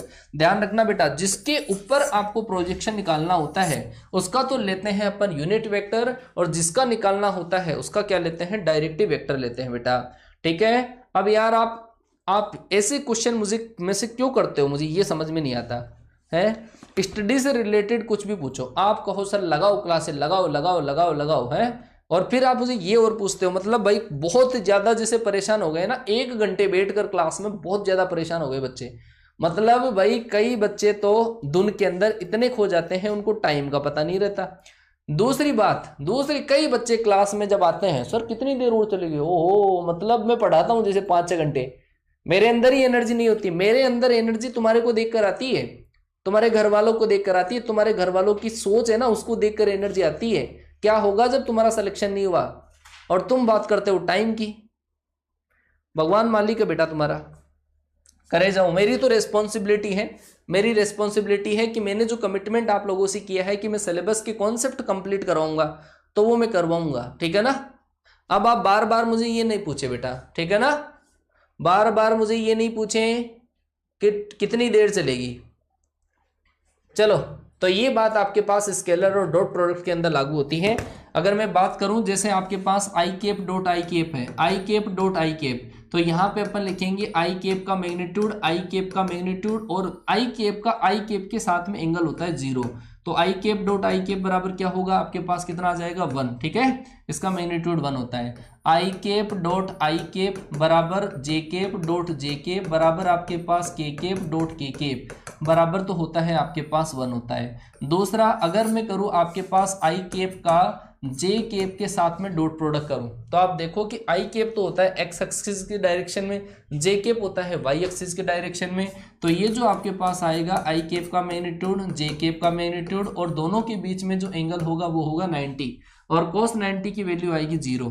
तो ये आएगा आपके पास I cap dot J cap बराबर आपके पास 0। मतलब भाई खुद के साथ में जब करोगे ना तब तो काम सही है, लेकिन दूसरे के साथ काम खराब है, 0 हो जाएगा। डॉट तो ऐसा ही है, मतलब आई सेम का सेम के साथ में करोगे चलेगा, 1 आएगा, लेकिन जब दूसरे के साथ में होगा, जे केप के साथ में काम खत्म है, 0 हो जाओगे तुम लोग, ठीक है ना। हाँ, तो दूसरों की चीजों को सर छेड़ना नहीं चाहिए। जे केप डॉट के केप और के केप डॉट अगर आप आई केप करोगे तो क्या हो जाएगा, 0, मतलब किसी दूसरे के साथ में काम खत्म है तुम्हारा। समझ गए बात को, ठीक है। चलो जी, बहुत बढ़िया। तो ये चीज आपके पास है I cap dot J cap बराबर 0, जे केप डॉट के केप बराबर 0, के केप डॉट जे केप बराबर आपके पास 0, ठीक है। चलो, हाँ, तीसरी बात मैं करता हूं आपके पास। चलो कैसे करते हैं ये डॉट प्रोडक्ट, कैसे करते हैं, बिल्कुल सीधी सी गणित है। ए वेक्टर के बराबर दे रखा है 2i केप माइनस का 3j केप प्लस का 4k केप दे रखा है, और दूसरा वेक्टर दे रखा है बी वेक्टर बराबर आपके पास i केप माइनस का j केप प्लस का k केप, ऐसा दे रखा है। और ए वेक्टर डॉट बी वेक्टर बराबर आपको पास क्या होगा, ये पूछ लिया आपसे, ए वेक्टर डॉट बी वेक्टर क्या होगा। तो भाई ए डॉट बी निकालने के लिए आप क्या करोगे, सेम वाले का प्रोडक्ट करो, बाकी का काम खत्म। सेम आई केप वाला आई केप से 2 का 2 से इससे मल्टीप्लाई किया, इसको इससे मल्टीप्लाई किया, इसको इससे मल्टीप्लाई किया, तो आपके पास कितना आ गया, 9 आ गया। क्लियर भी बात। तो अपन इस तरीके से डॉट प्रोडक्ट करते हैं, तो ये चीज आप ध्यान रखोगे, ठीक है। चलो जी, आगे चलते हैं, आगे चला जाए। चलो जी, आगे वाला, ये कुछ प्रॉपर्टीज है जो मैं आप लोगों के लिए लेकर आया हूं, तो ध्यान रखिएगा। अगर आपको ऐसा दे रखा है कि ए डॉट बी और फिर भी डॉट प्रोडक्ट कर दिया, तो ये डिफाइन नहीं है, कोई मतलब नहीं है उसका। आपने ए का बी के साथ में डॉट प्रोडक्ट कर दिया, काम खत्म हो गया, डायरेक्शन आई नहीं, फिर आप इससे कर रहे हो तो कोई मतलब नहीं है। दूसरी चीज, इसको अब आप डायरेक्ट लिखोगे, ए प्लस बी का जो मैग्नीट्यूड आपके पास है, ए प्लस बी का जो आपके पास मैग्नीट्यूड का स्क्वायर है, उसको डायरेक्ट ऐसे लिखोगे। ये एक्चुअल के अंदर ऐसा कभी भी नहीं होता है, A vector plus B vector का ब्रैकेट, ये ब्रैकेट की जगह आप इसको हमेशा ऐसा समझें कि ये ए वेक्टर प्लस बी वेक्टर के मैग्नीट्यूड का स्क्वायर है, ठीक है। कभी वेक्टर का स्क्वायर नहीं करते, वेक्टर के मैग्नीट्यूड का स्क्वायर, और वेक्टर के मैग्नीट्यूड का स्क्वायर डायरेक्ट आप इस तरीके से लिखोगे बेटा, ठीक है। अगर माइनस हो तो बीच में क्या आ जाएगा, माइनस आ जाएगा। A plus B dot A minus B हो, क्यों इसमें ऐसा, इस वजह से होता है कि A vector dot B vector बराबर B vector dot A vector, मतलब इसमें डायरेक्शन तो होती नहीं है ना, तो आगे पीछे कैसे भी मल्टीप्लाई करो, किसको किसी से भी मल्टीप्लाई करो, ठीक है, ये नहीं होता है इसमें। A dot B B dot A क्या होता है, बराबर होता है। तब आप क्या करोगे, डायरेक्ट इसके अंदर जो अपने एलजेब्रा वाली जो प्रॉपर्टी है ना वो लगा सकते हो, ठीक है। एलजेब्रा जैसे ए प्लस बी का होल स्क्वायर है, तो डायरेक्ट आप ऐसा कर सकते हो। क्रॉस में नहीं होता है, ध्यान रखना, क्रॉस में बातें अलग होगी। तो ये आपके पास सिंपल सिंपल सी गणित है, A vector plus B vector बराबर दोनों के योग के बराबर आ जाता है, तब वो दोनों सदिश होते हैं वो क्या होते हैं, समांतर होते हैं। जब ए प्लस बी के मोड का स्क्वायर अगर ऐसा आता है तो ये कंडीशन तब लगती है जब दो सदिश क्या हो, परस्पर लंबवत हो। ये वो प्रॉपर्टी उठा के लाया हूं जिनसे डायरेक्ट क्वेश्चन बनते हैं, आप उनको सोल्व करोगे। मैं बोलता हूं कि बेटा रिमाइंड कर लो, माइंड में फिटा लो इसी चीजों को, ठीक है ना। आया बेटा, चलो तीसरी चीज आपके पास है ए प्लस बी बराबर अगर ए माइनस बी आ जाए तो ए और बी परस्पर लंबवत होंगे। ये टॉप क्वालिटी के क्वेश्चन बनते हैं इन्हीं से, इन्हीं प्रॉपर्टी के बेस पे टॉप क्वालिटी के क्वेश्चन बनते हैं। जब आपके पास वेक्टर जो दे रखा है magnitude A vector plus B vector के बराबर हो तो दोनों समांतर होंगे। अगर स्क्वायर दोनों के अलग अलग स्क्वायर के बराबर हो तो लंबवत होंगे। दो सदिशों के योग का परिमाण और अंतर का परिमाण अगर समान हो तो दो सदिश परस्पर होते हैं लंबवत। चलो अब मैंने बता दिया, एंगल मैंने कैलकुलेट करना बता दिया है आपको। कोस थीटा वाले फॉर्मूले से एंगल कैलकुलेट करते हैं। कोस थीटा बराबर आपके पास A vector dot B vector upon A का मैग्नीट्यूड और बी का मैग्नीट्यूड, ठीक है। ये आपस में क्या होता है, एंगल। आइएगा क्वेश्चन के ऊपर आइएगा। आगे वाला क्वेश्चन आपको दे रखा है बेटा ए प्लस बी का मैग्नीट्यूड निकालो, तो आप क्या करोगे, डायरेक्ट ही इन दोनों को प्लस कर दो। डायरेक्ट ही अगर आप प्लस करोगे तो कितना आएगा आपके पास, 3i केप प्लस का 3j केप प्लस आपके पास कितना आएगा, 6k केप आएगा। और इसका मैग्नीट्यूड कर सकते हो आप आराम से, कितना आएगा, 9 प्लस का 9 प्लस का 36, बताइएगा क्या आएगा। ये आपके पास क्या आएगा, 4 और 5 45 और कितने हो गए, 53 हो गए क्या, काउंट करके देख लो कितना आता है, ठीक है बेटा। क्लास 12:30 बजे से स्टार्ट होती है, 12:30 बजे से कॉन्सेप्ट की क्लास होती है, कॉन्सेप्ट मैराथन है ये, ठीक है। अब आप करके देख लोगे आराम से इस क्वेश्चन को। अगला, अगर आपको ऐसा पूछ लिया जाए कि ये जो वर्टेक्स हैं वो कौन से ट्राइंगल के हैं, छोड़ो चक्कर, इनका वेक्टर वाला चक्कर छोड़ो, आप इससे क्या बनाओ, वर्टेक्स बनाओ। कैसे, वेक्टर को हटा के। पहला जो आपके पास दे रखा है 3 कोमा माइनस का 2,1, और दूसरे वाला क्या है 1 कोमा माइनस का 3,5, और तीसरा वाला क्या है 2,1 कोमा माइनस का 4, ठीक है। आप मुझे बताओ इसकी लेंथ कितनी होगी। लेंथ अगर आप निकालोगे तो कितना आएगा आपके पास, पहले वाले की लेंथ, इसकी लेंथ कितना आएगा आपके पास 4, और प्लस आपके पास आएगा 1, और प्लस आपके पास 16, 16 4 20 और 1 21, √21 आएगा।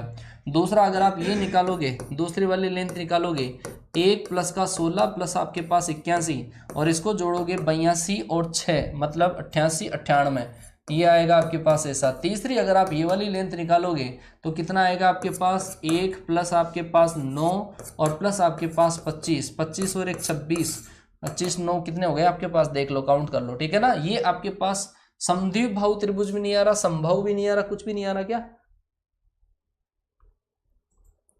बोलो बोलो बोलो, कौन सा आया, कौन सा आया इसके अंदर, कैलकुलेट करके देखना एक बार। मैंने कोऑर्डिनेट 3 - 2 1 1 - 3 5 2 1 - 4 सही लिखे हैं कोऑर्डिनेट तो ये आएगा आपके पास, काउंट करके देख लेना बेटा क्या आता है आपके पास, 25 और 9 34 और 1 35, तो ये आएगा √35। तो ये आपके पास कोई सा भी ट्राइंगल नहीं आया,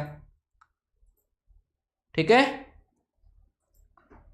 हाँ डी आना चाहिए, शायद आंसर डी आना चाहिए, समकोण त्रिभुज वगैरह कुछ नहीं आ रहा इसमें, क्लियर है ना।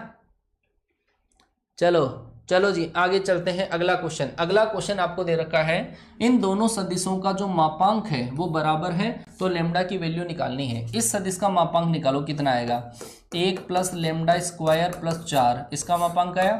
दूसरे वाले का मापांक कितना आया, 4 प्लस 1 प्लस लेमडा आया, बराबर कर दो, और बराबर करोगे तो स्क्वायर कर दो इसका, तो 5 प्लस लेमडा स्क्वायर बराबर कितना आया, 5 प्लस लेमडा, लेमडा कटा, लेमडा बराबर 0, और ये कितना आएगा 1, 0 या 1, कौन सा ऑप्शन आया आपके पास, डी आंसर आया, ठीक है, 0 या फिर 1, ठीक है ना। वैसे 0 तो देखो इसको इंक्लूड शामिल ही नहीं कर सकता, दोनों के मापांक, चलो हो सकता है बिल्कुल, है ना, डी आंसर। आगे चलते हैं, ए और बी के मापांक 1 और 2 है, तो ए डॉट बी बराबर अगर 1 है तो बताओ मध्य कोण क्या होगा। बेटा एंगल निकालने के लिए कोस थीटा बराबर फॉर्मूला दे रखा है ए डॉट बी अपॉन ए का मैग्नीट्यूड बी का मैग्नीट्यूड। ए डॉट बी बराबर कितना है 1, ए का मापांक कितना है 1, बी का मापांक कितना है 2, 1/2 और थीटा बराबर यहाँ से कितना आ जाएगा π/3 आ जाएगा, कोस 60 आ जाएगा। आया बेटा समझ में? बी ऑप्शन आपका राइट आंसर है। क्लियर? डी आंसर कैसे आया बेटा? बी आंसर आएगा इस क्वेश्चन में। ठीक है, अच्छा आगे चलिए, आगे चलिएगा। आगे वाला आपको दे रखा है a प्लस बी का प्रोजेक्शन निकालना है c के ऊपर। तो आप कर लो पहले a vector plus b vector कर लो। a vector plus b vector करोगे तो कितना आएगा आपके पास 5i कैप माइनस का आपके पास 3j कैप और प्लस आपके पास 3k कैप आया। ये तो a प्लस बी आया। प्रोजेक्शन किसके ऊपर बताना है? c पे। तो ये वाला जो वेक्टर है इसका डॉट कर दो c के साथ में, c के मैग्नीट्यूड का कर दो डिवाइड। अगर आप इसको इससे प्रोडक्ट करोगे तो 5 प्लस आपके पास 6 प्लस का 6 और इसके मैग्नीट्यूड करोगे तो 3 का डिवाइड, 6 और 6 12, 12 और 5 17, 17/3 आया right answer A option. Clear हुआ बेटा? क्लियर है ना?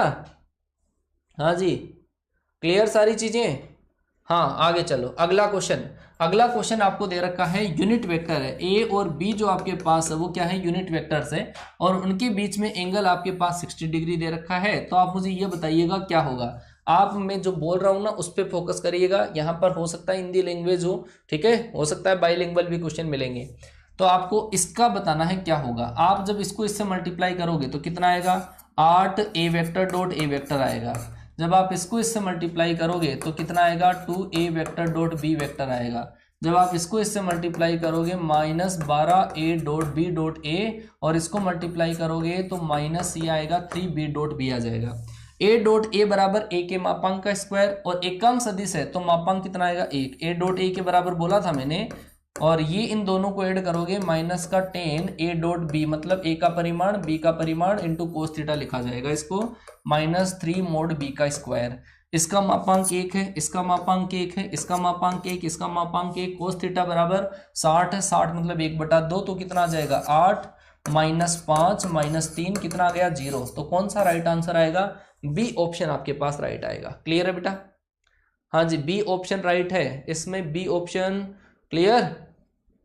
आगे चलिए, आगे आपको दे रखा है a प्लस बी बी के लंबवत है। a प्लस बी बी के लंबवत है। a प्लस बी जो है वो परपेंडिकुलर है किसके? बी वेक्टर के। अगर ये दोनों परपेंडिकुलर है तो दोनों का जो डॉट प्रोडक्ट अपन करेंगे, दोनों का डॉट प्रोडक्ट वो किसके बराबर? 0 के बराबर। जब आप इसका प्रोडक्ट करोगे a dot B plus B dot B बराबर क्या आएगा? 0। इसका मतलब b डॉट बी बराबर a डॉट बी बराबर क्या लिखा जाएगा? Minus magnitude of B square. ये आया। दूसरी बात 2b प्लस ए, 2b प्लस ए जो है वो परपेंडिकुलर है a पे। अगर ये दोनों वेक्टर लंबवत है तो इसका मतलब 2b plus A vector dot A vector बराबर क्या आएगा? 0।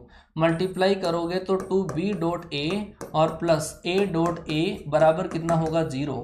इससे आपके पास 2b डॉट ए बराबर आ जाएगा -a vector dot A vector मतलब मोड a का स्क्वायर। ठीक है, यहाँ पे a डॉट बी की वैल्यू जब आप यहाँ पे रखोगे तो कितना आएगा? माइनस मोड ऑफ, ये आपके पास आएगा, माइनस से माइनस कटा, स्क्वायर रूट किया, स्क्वायर रूट करते ही आपके पास कितना आ जाएगा? ये आ जाएगा स्क्वायर रूट, ये मोड a बराबर √2 मोड b आपके पास पहला इस क्वेश्चन का राइट आंसर आ जाएगा। क्लियर है बेटा? बहुत जबरदस्त क्वेश्चन है, बहुत बढ़िया क्वेश्चन है, ध्यान रखना। ये कंडीशन सारी कंडीशन लगा लगू के निकाला। चलो आगे चलो, आपको दे रखा है कि a और b दो समान मापांक के मतलब इक्वल मैग्नीट्यूड के हैं, इक्वल मैग्नीट्यूड वाले वेक्टर हैं और उनके बीच में एंगल 120 डिग्री दे रखा है। आपको a का मापांक बताना है क्या होगा। बिल्कुल निकाल लो बेटा। a डॉट बी दे रखा है ना, a डॉट बी, और a डॉट बी को क्या लिखोगे? a का मैग्नीट्यूड b का मैग्नीट्यूड इंटू कोस 120 और बराबर में कितना है? -8। a का मापांक b का मापांक सेम है तो मोड ऑफ a स्क्वायर, यहाँ पे 120 लिखोगे तो -1/2 बराबर -8। इससे ये कटा, इसको इधर मल्टीप्लाई किया तो आपके पास मोड ऑफ a बराबर कितना आया? 4। तो इस क्वेश्चन का जो राइट आंसर आएगा, भाई आप देख लो कि मापांक तो माइनस में तो हो ही नहीं सकता ना, तो ये माइनस वाले दो ऑप्शन तो वैसे ही कैंसिल हो गए। क्लियर हुआ बेटा? हाँ जी, बढ़ते रहो, आगे बढ़ते रहो। अगला क्वेश्चन, अगला क्वेश्चन मैंने आपको बताया था कि ए वेक्टर और बी वेक्टर परस्पर लंबवत होंगे। अभी देखो कंडीशन लिखाई मैंने, ए और बी दोनों, ए प्लस बी ए माइनस बी परस्पर लंबवत है, ए प्लस बी ए माइनस बी परस्पर लंबवत है। देखो ये रहा, अच्छा ये दोनों बराबर थे इसमें, चलो कोई बात नहीं। ए प्लस बी ए माइनस बी आपको क्या दे रखा है, देख लो, ए प्लस बी और ए माइनस बी ये दोनों परपेंडिकुलर कब होंगे ये पूछा है। अब अगर ये परपेंडिकुलर होंगे तो इन दोनों का जो डॉट प्रोडक्ट है वो किसके बराबर आएगा, 0 के बराबर। क्लियर। इसका इससे डॉट प्रोडक्ट डायरेक्ट मैंने क्या कहा था, एल्जेब्रिक की तरह लिख लिया करो। तो इसका मतलब ए का मैग्नीट्यूड बराबर बी का मैग्नीट्यूड, दोनों का मैग्नीट्यूड सेम होना चाहिए, ठीक है ना, दोनों का मैग्नीट्यूड सेम होना चाहिए। और ये हो सकता है कि ए प्लस बी भी 0 हो और बी माइनस ए भी 0 हो, ये भी काम हो सकता है, ठीक है ना, ये आपके पास हो सकता है। बी ऑप्शन राइट हो सकता है इसके अंदर। क्लियर हुआ, क्लियर हुआ कि नहीं हुआ? हाँ भाई, 1 के लाइक के अपन आसपास पहुंच गए हैं, थोड़ा सा दम लगाओगे तो हो जाएंगे आराम से। क्लियर है? इसी के अकॉर्डिंग अपन इसमें बी ही आंसर दे सकते हैं भाई। दोनों का डॉट प्रोडक्ट 0 तभी आ सकता है जब तो या तो ये वेक्टर 0 हो या फिर ये वेक्टर 0 हो या फिर एंगल 0 हो। चलो जी आगे चलते हैं। ए प्लस बी बराबर ए माइनस बी, बताया था कि जब ए प्लस बी ए माइनस बी जब बराबर दे रखे हो वो तभी पॉसिबल है जब दो सदिश आपस में क्या हो, लंबवत हो। ए और बी एक दूसरे के परपेंडिकुलर हो तभी होता है। मैंने कंडीशन लिखा रखी है, अभी बोला था, बताया था। चलो आगे चलते हैं अपन वेक्टर प्रोडक्ट पे, ठीक है ना। वेक्टर प्रोडक्ट की बात करेंगे आज। बेटा इसको फिनिश करना है, मेरे पास इतना टाइम नहीं है कि मैं आपको और क्लास इसकी दे पाऊंगा, तो मैं अभी इसको बाइंड अप कर दूंगा। और केवल थोड़ी सी देर का काम है, आप ये मत समझो कि लेकर बैठना है, ठीक है ना।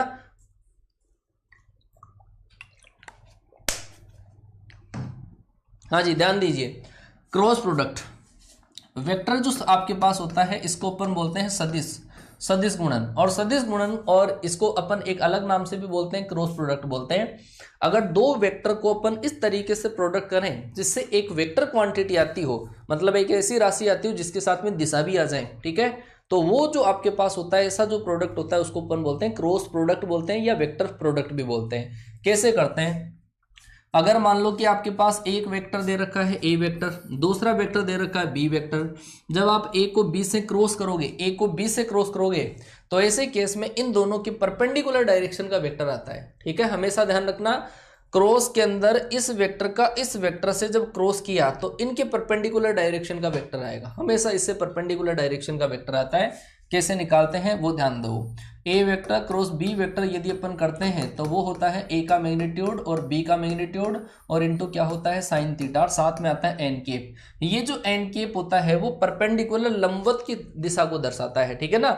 एन केप जो आपके पास होता है उसको अपन क्या बोलते हैं, perpendicular unit vector, perpendicular unit vector, ठीक है ना। लंबवत इकाई सदिश होता है ये, ठीक है, लंबवत इकाई सदिश होता है, ठीक है। ए क्रॉस बी बराबर ए का मैग्नीट्यूड बी का magnitude into sine theta into N cap होता है। अगर मान लो कि दो सदिश परस्पर समांतर हो तो थीटा बराबर जो आएगा वो क्या आएगा, 0। थीटा बराबर जब 0 आएगा तो इस केस में ए वेक्टर क्रॉस बी वेक्टर बराबर क्या होता है, आपके पास 0 होता है। अगर मान लो कि कोई भी दो वेक्टर परस्पर लंबवत हो, इसका मतलब थीटा बराबर होगा 90 होगा, और थीटा बराबर 90 होगा तो साइन 90 की वैल्यू 0। और इस केस में ए वेक्टर क्रॉस बी वेक्टर बराबर होता है ए का मैग्नीट्यूड और बी का मैग्नीट्यूड होता है। तो ये सारी चीजें आप ध्यान रखोगे, ठीक है। इसका यूज कैसे करते हैं वो भी आप समझ जाना बेटा, ठीक है ना, इसका यूज। हाँ चलो देखो, ये आपके पास वेक्टर प्रोडक्ट था। हमेशा मैं आपको क्या बोल रहा हूँ, हमेशा मैं यही बोल रहा हूँ कि इन दोनों का प्रोडक्ट करने से दोनों के परपेंडिकुलर डायरेक्शन का वेक्टर आता है, लंबवत दिशा का सदिश आता है। हर बार जब भी आपको पूछ ले कि इन दोनों वेक्टरों के लंबवत दिशा का सदिश निकालो, क्या कर दो, क्रॉस कर दो, ठीक है। क्या करेंगे, कैसे क्रॉस करेंगे, ध्यान से समझना कैसे क्रॉस करते हैं, ठीक है। जैसे मान लो कि मैंने आपको दिया आई केप का आई केप से क्रॉस करना है, तो आई केप क्रॉस आई केप को क्या लिखोगे, आई केप का मैग्नीट्यूड आई केप का मैग्नीट्यूड। भाई सेम डायरेक्शन है, जब सेम वेक्टर दे रखे होते हैं तो वो सेम डायरेक्शन के होते हैं, एंगल होता है 0। तो इन दोनों आई केप और आई केप के बीच में एंगल होगा 0, तो साइन 0 की वैल्यू 0, मतलब आपके पास पूरा का पूरा क्या हुआ, 0। इसका मतलब है सेम का सेम के साथ में नहीं चलता, इसमें वो बिल्कुल डॉट वाला सही था यार, है ना, डॉट वाला सही था। आई का जे के साथ में किया तो के पर आई का जे के साथ में 0, दूसरों के साथ में काम खत्म था। और ये उल्टा इसका, ये बोलता है खुद का खुद की के साथ में तो जीरो हो जाएगा, ठीक है ना। हाँ, फॉरेन संस्कृति को चलाता है ये, मतलब सेम का सेम के साथ में यदि क्रॉस होगा तो वो क्या हो जाएगा, जीरो होगा। और मुझे पता है आप तो चाहत ये रखोगे कि सर ये क्रॉस प्रोडक्ट हमारे को बढ़िया लगा, खुद की का खुद की के साथ में कितना, जीरो, तो सर ये पसंद नहीं आया। दूसरी के साथ में बिल्कुल सही बात है, दूसरी के साथ में कैसे करते हैं वो बताओ। ये इस तरीके से करते हैं जैसे आपके पास आई केप यहाँ पे है और ये एंटी क्लॉकवाइज डायरेक्शन का काम होता है। आई केप यहाँ पे है, जे केप यहाँ पे है, के केप अगर यहाँ पे है, अगर अपन एंटी क्लॉकवाइज डायरेक्शन के अंदर ऐसा अगर अपन चलते हैं ना, ऐसा चलते हैं, तो आई को यदि जे से किया तो अगला आ जाएगा के केप आ जाएगा, के को यदि जे को के से किया तो आई केप आ जाएगा, और के को आई से किया तो ऐसा आ जाएगा, ठीक है। अगर एंटी क्लॉकवाइज डायरेक्शन में चलते हैं तब तो आता है आगे वाला पॉजिटिव, और जब घड़ी की दिशा में चलते हैं क्लॉकवाइज तो दो का प्रोडक्ट करने से आगे वाला तो आएगा लेकिन वो आएगा माइनस में आ जाएगा, ठीक है। चलो जी, बहुत बढ़िया। चलो देखो ऐसे करते हैं, जब यदि मैं करूं आई केप का क्रॉस कर देता हूं जे केप के साथ में तो वो आ जाएगा के केप, और जे केप का यदि मैं क्रॉस कर दूं के केप के साथ में तो वो आ जाएगा आई केप। यदि मैं के केप का क्रॉस कर दूं आई केप के साथ में तो वो आ जाएगा आपके पास जे केप आ जाएगा। लेकिन अगर इन दोनों का उल्टा कर दिया तो एक प्रॉपर्टी लिख लो आप, ए वेक्टर क्रॉस बी वेक्टर बराबर होता है माइनस बी क्रॉस ए होता है। ये प्रॉपर्टी ध्यान रखो क्योंकि इसके अंदर उल्टा करने से काम उल्टे हो जाते हैं, ठीक है ना। ए का बी से क्रॉस किया तो एक डायरेक्शन परपेंडिकुलर इधर आ रही है, बी का ए से किया तो पीछे की तरफ बढ़ जाएगा, ठीक है ना। हाँ, गेयर चेंज हो जाता है इसके अंदर, क्लियर हुआ बेटा। हाँ जी, आई केप का जब जे केप से करोगे तो के केप आएगा, जे केप का के केप से करोगे आई केप आएगा, के केप का आई केप से करोगे तो आपके पास, क्लियर है बेटा। हाँ जी, चलो हाँ देखे जाओ बेटा। तो ये बात होती है इसके अंदर। जैसे मैं इसी के अंदर अगर रूल लगाता हूं, जैसे जे केप को यदि आपने आई केप से प्रोडक्ट कर दिया तो क्या आ जाएगा, माइनस का के केप आ जाएगा, ठीक है। देख लो घड़ी की दिशा के अंदर बढ़ रहे हैं अपन, घड़ी ऐसे चलती है, जे का आई केप से तो अगला तो आएगा लेकिन वो नेगेटिव आएगा, क्लियर हुआ बेटा, आया समझ में। हाँ, अगर मान लो कि मैं ऐसा लिखूं, अब आप मुझे बताओगे कि A vector cross A vector बताओ क्या होगा। तो एक वेक्टर का सेम के साथ में क्रॉस, बेटा सेम वेक्टर एक ही रेखा को दो बार देखा है, एक ही रेखा को दो बार देखा, एक ही वेक्टर को दो बार देखा तो बेटा वो एंगल क्या आएगा, दोनों के बीच में जीरो आएगा, ठीक है। तो सेम का सेम वेक्टर के साथ में क्रॉस जो प्रोडक्ट होता है वो हमेशा क्या होता है, जीरो होता है। और डॉट वेक्टर को भी लिख देता हूं, ए वेक्टर डॉट ए वेक्टर जो होता है वो उसके मैग्नीट्यूड के स्क्वायर के बराबर होता है। ये चीज समझ में आनी चाहिए आपके। ए क्रॉस ए तो होता है जीरो और ए डॉट ए क्या होता है, उसके मैग्नीट्यूड के स्क्वायर के बराबर होता है, क्लियर। चलो जी आगे डिस्कस करते हैं। ये था क्रॉस प्रोडक्ट। इस क्रॉस प्रोडक्ट का अपन यूज भी देखेंगे, कुछ प्रॉपर्टीज भी देखेंगे। इसकी जो प्रॉपर्टीज है वो आपके पास है, ए क्रॉस बी बराबर होता है बी क्रॉस ए बराबर नहीं होता है, ध्यान रखना बराबर नहीं होता है। ए क्रॉस बी बराबर माइनस का बी क्रॉस ए होता है, ठीक है। लेकिन दोनों का मैग्नीट्यूड बराबर होता है। ए क्रॉस बी का मैग्नीट्यूड करो या बी क्रॉस ए का मैग्नीट्यूड करो, ये बराबर होता है। अगर आपने किसी पहले सदिश को m से प्रोडक्ट करके और फिर आपने b से मल्टीप्लाई किया है या दूसरे को मल्टीप्लाई किया है तो m आपके पास आगे आ जाएगा। कॉमन सी प्रॉपर्टी है, कांस्टेंट से मल्टीप्लाई अगर किए हुए दो वेक्टर है ना तो वो कांस्टेंट पहले मल्टीप्लाई कर दो, या एक में है तो कांस्टेंट को बाहर निकाल दो, कांस्टेंट का फर्क इसमें नहीं पड़ता है। अगर आपके पास a cross b cross c है तो इसको ऐसे नहीं लिखा जा सकता। तीन वेक्टर का क्रॉस प्रोडक्ट है तो उसको ऐसे नहीं कि पहले को दो को मल्टीप्लाई किया, ऐसा नहीं होता है इसके अंदर, ये ध्यान रखना। a cross b plus c हो तो बिल्कुल ये यहाँ पे प्रोडक्ट हो जाएगा, यहाँ पे दोनों को क्या हो जाएगा, प्लस हो जाएगा, ठीक है। a क्रॉस b बराबर a क्रॉस c हो तो b बराबर क्या होगा, c होगा। लेकिन ये तब होता है जब a 0 के बराबर नहीं हो बेटा, क्लियर हुआ, ठीक है। हाँ जी, तो ये चीज सारी चीजें आपके पास प्रॉपर्टीज है, आपको पीडीएफ इसका मिल जाएगा। टीम आरएस सर जो टेलीग्राम चैनल है उसको आप ज्वाइन कर लें, यहां से आपको पीडीएफ मिल जाएगा बेटा, ठीक है। चलो आगे चलते हैं, आगे चलते हैं। चलो भाई, इसी के अंदर आपके पास जो इसका एक्सपेरिमेंट होता है, एप्लीकेशन होता है, वो एप्लीकेशन एक चीज मैं आपको ये और बता दूं कि जो क्रॉस प्रोडक्ट अपन करते हैं वो किस तरीके से करते हैं। जैसे मान लो कि ए वेक्टर जो बराबर आपको दे रखा है a1 आई केप प्लस का b1 जे केप प्लस का c1 के केप दे रखा है, और b वेक्टर के बराबर अगर आपको दे रखा है a2 आई केप प्लस का B2 जे केप और प्लस C2 के केप अगर आपको दे रखा है, और यदि आपको A vector cross B vector अगर करना हो तो वो करते हैं अपन डिटर्मिनेंट से, ए आई केप जे केप और के केप। यहाँ पे आ जाएगा आपके पास A1 B1 C1 और यहाँ पर आएगा A2 B2 C2। तो ये जो डिटर्मिनेंट होती है इसकी हेल्प से अपन क्रॉस प्रोडक्ट करते हैं दो वेक्टर का। ठीक है, चलो आया बेटा, चलो जी, बहुत बढ़िया बहुत बढ़िया बहुत बढ़िया, करे जाओ करे जाओ करे जाओ। डिटर्मिनेंट से वैल्यू की कैलकुलेट करते हैं। ठीक है, चलो अब यहाँ पे इसका यूज अपन कहाँ कहाँ पे करते हैं वो भी देख लो। एक तो एरिया ऑफ ट्राइंगल, कोई बेटा ये क्वेश्चन आया हुआ है, ध्यान रखना, ये प्रीवियस ईयर का ही क्वेश्चन है।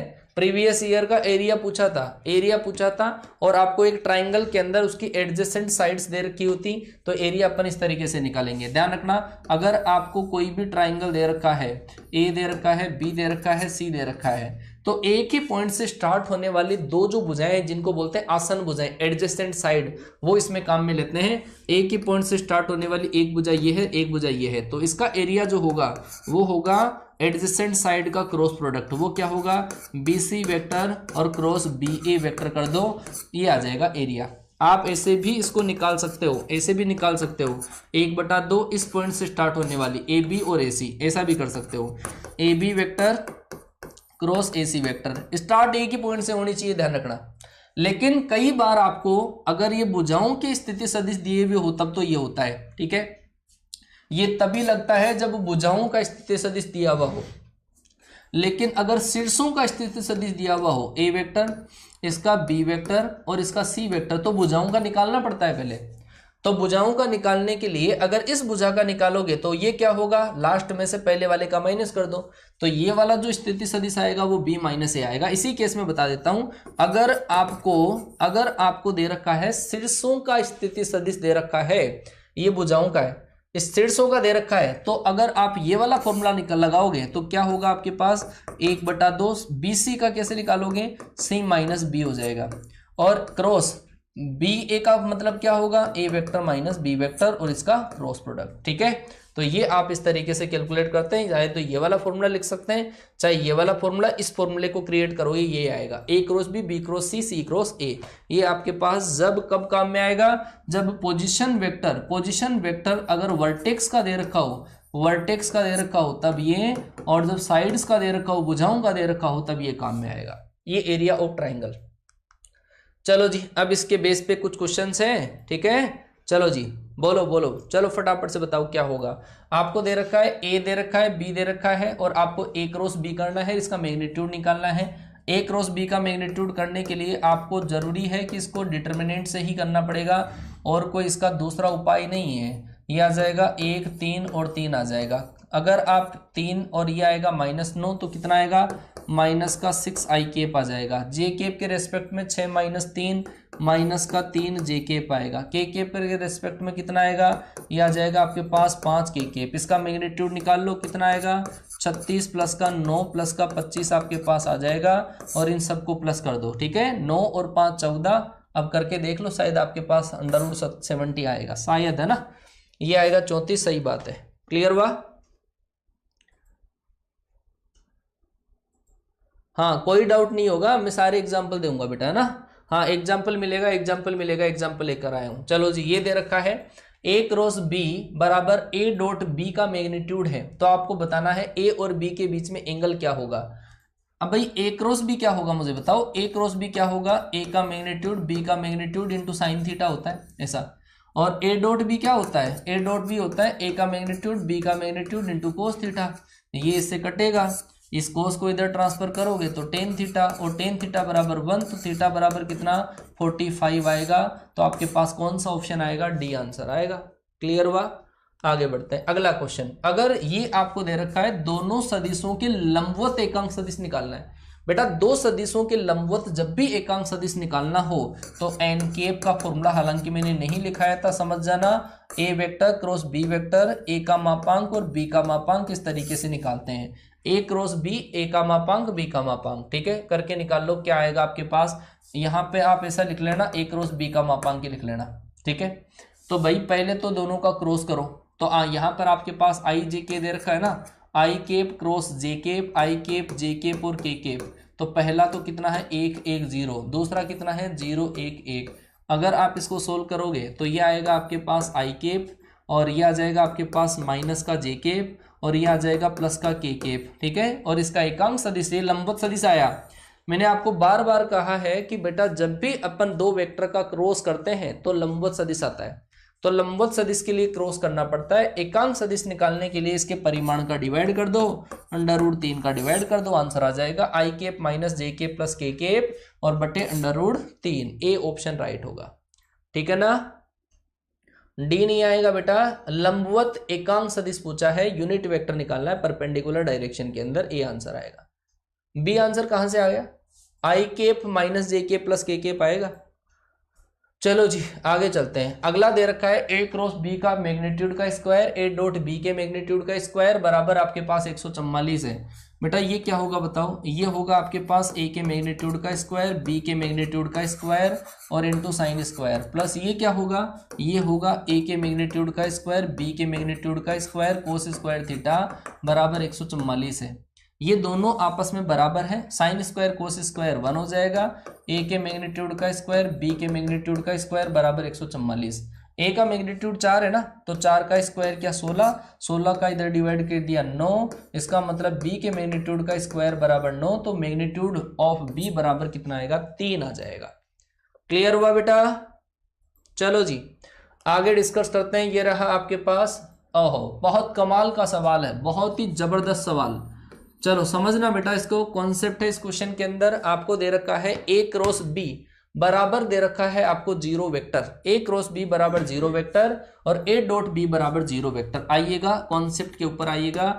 ए क्रॉस बी जब अपन निकालते हैं तो वो होता है ए का परिमाण बी का परिमाण इंटू साइन थीटा और बराबर है 0। अब मुझे ये बताओ कि ये 0 कब हो सकता है, ये 0 तब हो सकता है जब या तो आपके पास ए का परिमाण बराबर बी का परिमाण बराबर 0 हो, या आपके पास साइन थीटा बराबर 0 हो। साइन थीटा बराबर 0 हो तो थीटा बराबर कितना आएगा 0 आएगा, मतलब ए वेक्टर समांतर होगा बी वेक्टर के। पहली कंडीशन से ये काम हुआ आपके पास। भाई ए क्रॉस बी अगर 0 है तो वो दो कंडीशन में हो सकता है, या तो दोनों वेक्टर पैरेलल होते हैं या फिर दोनों में से किसी एक का परिमाण 0 हो। दूसरी बात, अगर मैं करता हूं डॉट प्रोडक्ट, तो डॉट प्रोडक्ट के अंदर अगर 0 आ रहा है तो ए का परिमाण बी का परिमाण इंटू कोस थीटा बराबर 0, तो ये 0 तब हो सकता है जब या तो आपके पास ए का परिमाण या बी का परिमाण 0 हो, या फिर थीटा बराबर 90 हो। थीटा बराबर जब 90 होगा कोस थीटा बराबर 0, मतलब थीटा बराबर 90 और थीटा बराबर 90 हो तो ए परपेंडिकुलर होगा बी वेक्टर पे। ए और बी का परिमाण 0 या फिर ए लंबवत। इसमें क्या बोल रहा है, ए और बी का परिमाण 0 या समांतर। अब ए की कंडीशन के अंदर वेक्टर समांतर और लंबवत हो सकते हैं क्या? ये बोल रहा है मैं तो लंबवत हूं, ये बोल रहा है समांतर है। दोनों बात सेम थोड़ी होती है, दोनों में से कॉमन चीज लेते हैं। और दोनों का कॉमन क्या है, दोनों का कॉमन है कि परिमाण दोनों में से किसी भी एक का 0 होगा तब ये बैठ सकता है। तो ये वाली कंडीशन सेट बैठेगी, सी ऑप्शन आपके पास। ठीक है, चलो जी आगे चलते हैं। अगला दे रखा है आपको, तो ध्यान देना बेटा, ए डॉट बी बराबर ए डॉट सी। तो इसका मतलब क्या है, इसका मतलब है इसको इधर ट्रांसफर करो, A dot B minus A dot C बराबर कितना आया 0 आया। इसको इधर ट्रांसफर किया, ए वेक्टर मैंने कॉमन ले लिया, बी वेक्टर माइनस सी बराबर 0 आया। ए कंडीशन ये आई, ए वेक्टर डॉट बी माइनस सी बराबर अगर 0 आता है तो इसका मतलब है इन दोनों का डॉट 0 हो रहा है। इन दोनों का डॉट 0 होने का मतलब क्या है कि इन दोनों के बीच में जो एंगल है वो कितना है 90 डिग्री का। इन दोनों के बीच में ए वेक्टर जो लंबवत है वो है बी माइनस सी के। ए कंडीशन तो ये, या फिर ये बोल रहा है कि देखो मैं तो 0 नहीं हूं, ए का परिमाण 0 नहीं है, इसका मतलब बी माइनस सी का जो परिमाण है वो 0 है, इसका मतलब बी बराबर सी है। ये एक कंडीशन डॉट से बनी है। इससे भी देख लेते हैं क्या है। ए क्रॉस बी बराबर को इधर ट्रांसफर किया, ए क्रॉस सी बराबर क्या है 0। इसमें से मैंने ए वेक्टर का क्रॉस निकाला बाहर, बी माइनस सी बराबर 0। इसका मतलब क्या है, दो वेक्टरों का जो क्रॉस है वो 0 के बराबर है। दो वेक्टर का क्रॉस प्रोडक्ट जब 0 होगा तो दोनों जो वेक्टर है वो लंबवत है, ये बात होती है। भाई जीरो तभी तो आता है। अच्छा एक मिनट, ये दोनों जब समांतर होते हैं तभी तो जीरो होता है। अब ये ए समांतर है बी माइनस सी के, ये बोल रहा है ए लंबवत है बी माइनस सी के, गलत बात है। ए की कंडीशन में दोनों नहीं हो सकते, गलत है। इसका मतलब या तो ए जीरो और या फिर बी माइनस सी बराबर जीरो। अब ये बोल दिया कि ए जीरो नहीं है, ए जीरो नहीं है, स्टार्टिंग में क्वेश्चन में बोल दिया, तो ये कंडीशन फॉलो हो रही है बी बराबर सी। इसमें भी यही कंडीशन फॉलो हो रही थी बी बराबर सी। तो इसका मतलब इस क्वेश्चन का जो राइट आंसर आएगा वो कौन सा ऑप्शन आ जाएगा, बी ऑप्शन आएगा। बी और सी ये दोनों बराबर होंगे बेटा। क्लियर हुआ? चलो जी आगे चलते हैं। स्केलर ट्रिपल प्रोडक्ट, थोड़ा सा काम बचा हुआ है बेटा, थोड़ा सा काम बचा हुआ है, केवल 15 मिनट पूरा कर दूंगा इसको। स्केलर ट्रिपल प्रोडक्ट का मतलब है तीन संख्याओं का ऐसा प्रोडक्ट जिससे प्रोडक्ट करने से एक स्केलर मतलब एक अदिश राशि आती हो, उसको बोलते हैं स्केलर ट्रिपल प्रोडक्ट। अब स्केलर जो ट्रिपल प्रोडक्ट होता है इसको एक दूसरे नाम से भी बोला जाता है और वो होता है ब्रैकेट प्रोडक्ट। ब्रैकेट प्रोडक्ट कैसे लिखते हैं इसको इस तरीके से लिखा जाता है, A vector B vector C vector का जो प्रोडक्ट होता है इसको बोला जाता है स्केलर ट्रिपल प्रोडक्ट, अदिश त्रिगुणनफल बोला जाता है। और ये जो अदिश त्रिगुणनफल होता है इसके लिए अपन फॉर्मूला यूज करते हैं, कोई से भी वेक्टर को एक को आप बाहर निकालो, कोई से भी एक वेक्टर को निकाल दो बाहर। जैसे ए को बाहर निकाला तो दोनों का क्रॉस कर दिया, ए वेक्टर डॉट बी क्रॉस सी कर दिया। और या फिर इसको ऐसा लिखा जा सकता है, शुरू वाले दो का यदि आपने क्रॉस किया तो जो तीसरा है उसको आप बाहर निकाल दो। क्लियर? ये तो होता है आपके पास स्केलर ट्रिपल प्रोडक्ट का फॉर्मूला होता है, ठीक है ना? ठीक है, ए बी सी का जो ब्रैकेट है उसको लिखा जाएगा ए डॉट, इसको बाहर निकाला तो इन दोनों का, इसको बाहर निकाला तो इन दोनों का। अब इसमें कुछ प्रॉपर्टीज होती हैं, वो प्रॉपर्टीज आपको समझनी है ताकि आपके दिमाग में पूरी चीजें सेट बैठ जाएगी। ये ब्रैकेट है, ठीक है। चलो पहली प्रॉपर्टी मैं आपको बताऊं कि इसके अंदर जो प्रॉपर्टी आपके पास होती है, पहली प्रॉपर्टी की बात कर रहा हूं। अगर आपके पास इस ब्रैकेट के अंदर कोई से भी दो वेक्टर अगर बराबर हो गए, कोई से भी दो वेक्टर अगर बराबर हो गए तो इसकी जो वैल्यू होती है वो जीरो के बराबर होती है। इसकी वैल्यू किसके बराबर होगी? जीरो के बराबर। दूसरी चीज, अगर आपके पास ए वेक्टर बी वेक्टर और सी वेक्टर तीन वेक्टर है, अगर इनमें से कोई भी दो को इंटरचेंज अगर आप करोगे, कोई से भी दो को इंटरचेंज किया, बी को स्टार्टिंग में, ए को यहाँ पे, सी को यहाँ पे, तो ऐसा करने से साइन चेंज हो जाता है, माइनस का साइन। ठीक है, मान लो कि आपने फिर से इसमें चेंज किया, सी को इधर ए को इधर, तो ये फिर से साइन चेंज होके क्या हो जाएगा? प्लस का, और ये आ जाएगा बी वेक्टर सी वेक्टर और ए वेक्टर, तो ये आपके पास आ जाएगा। क्लियर हुआ बेटा बात? क्लियर आया? क्लियर हुआ? तो ये चीज आप ध्यान रखोगे, कोई से भी दो को इंटरचेंज करने से इसका साइन चेंज हो जाता है। और इसका यूज अपन कहाँ पे करते हैं वो भी मैं आप लोगों को बताऊंगा, इसका यूज अपन कैसे करते हैं, ठीक है ना। तो ये चीज आपके समझ में आनी चाहिए, ये ब्रैकेट क्या है। तीसरी बात, इसके लिए आप डायरेक्ट एक फॉर्मूला भी लिख लेना, A vector plus B vector plus C vector और C vector plus A vector जब आपके पास होता है, जब ऐसा होता है, इन तीनों का अदिश त्रिगुणनफल होता है, उसको अपन two bracket A plus A B C भी लिख सकते हैं, ठीक है ना। तो ये चीज आप ध्यान रखोगे, इतनी सारी चीजें आपको ध्यान रखनी है, ठीक है, ब्रैकेट के बारे में। अब इसका एक एक्सपेरिमेंट और है, वॉल्यूम ऑफ टेट्राहेड्रन। टेट्राहेड्रन मतलब चतुष्फलक। अगर आपको एक चतुष्फलक का अगर आपको एरिया वो निकालना हो, वॉल्यूम निकालना हो, चतुष्फलक का आयतन निकालना हो, तो उसके लिए फॉर्मूला है।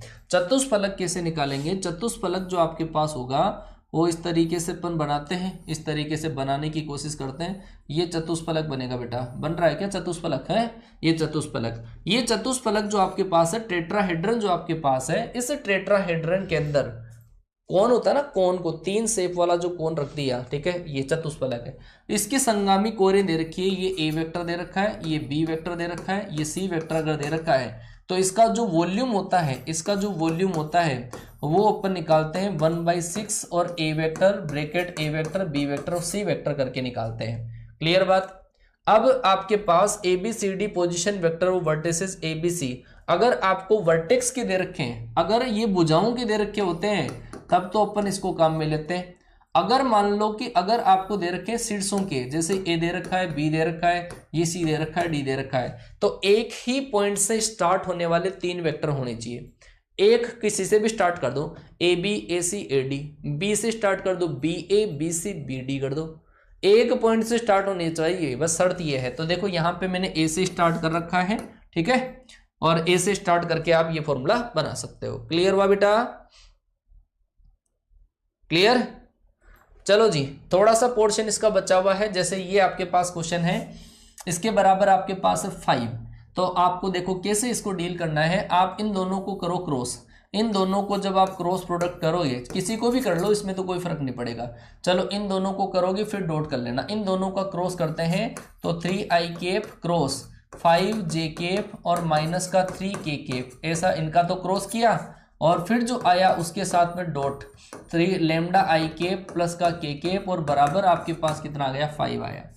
बेटा आई केप को जब आप जे केप से क्रॉस करोगे, आई केप क्रॉस जे केप करोगे तो आएगा के केप, ठीक है, तो ये आ जाएगा। इससे करोगे तो क्या आएगा 15 के केप, और जब आई केप का के केप से करोगे माइनस जे केप आएगा प्लस का 9 जे केप, और उसका डॉट जो करना है वो लेमडा आई केप प्लस के केप से करना है, ठीक है। डॉट करेंगे इन दोनों का।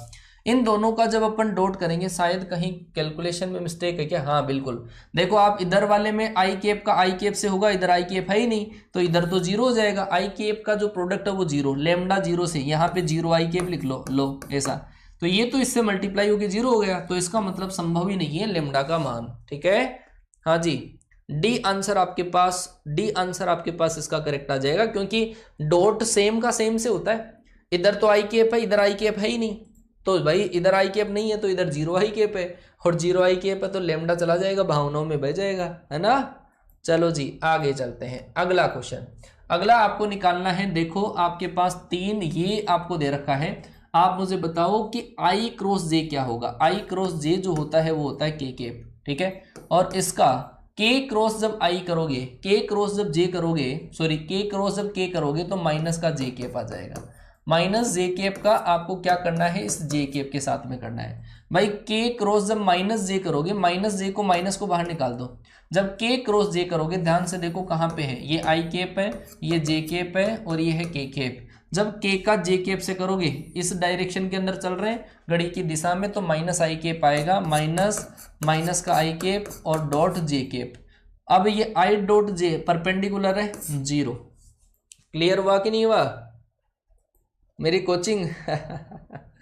चलो यार, मेरी कोचिंग आपके पास ही है, मतलब ये मान लो मैं यूट्यूब पे पढ़ा रहा हूँ आपको, ठीक है ना। हाँ यूट्यूब पे पढ़ो, बिल्कुल सेम कॉन्सेप्ट है।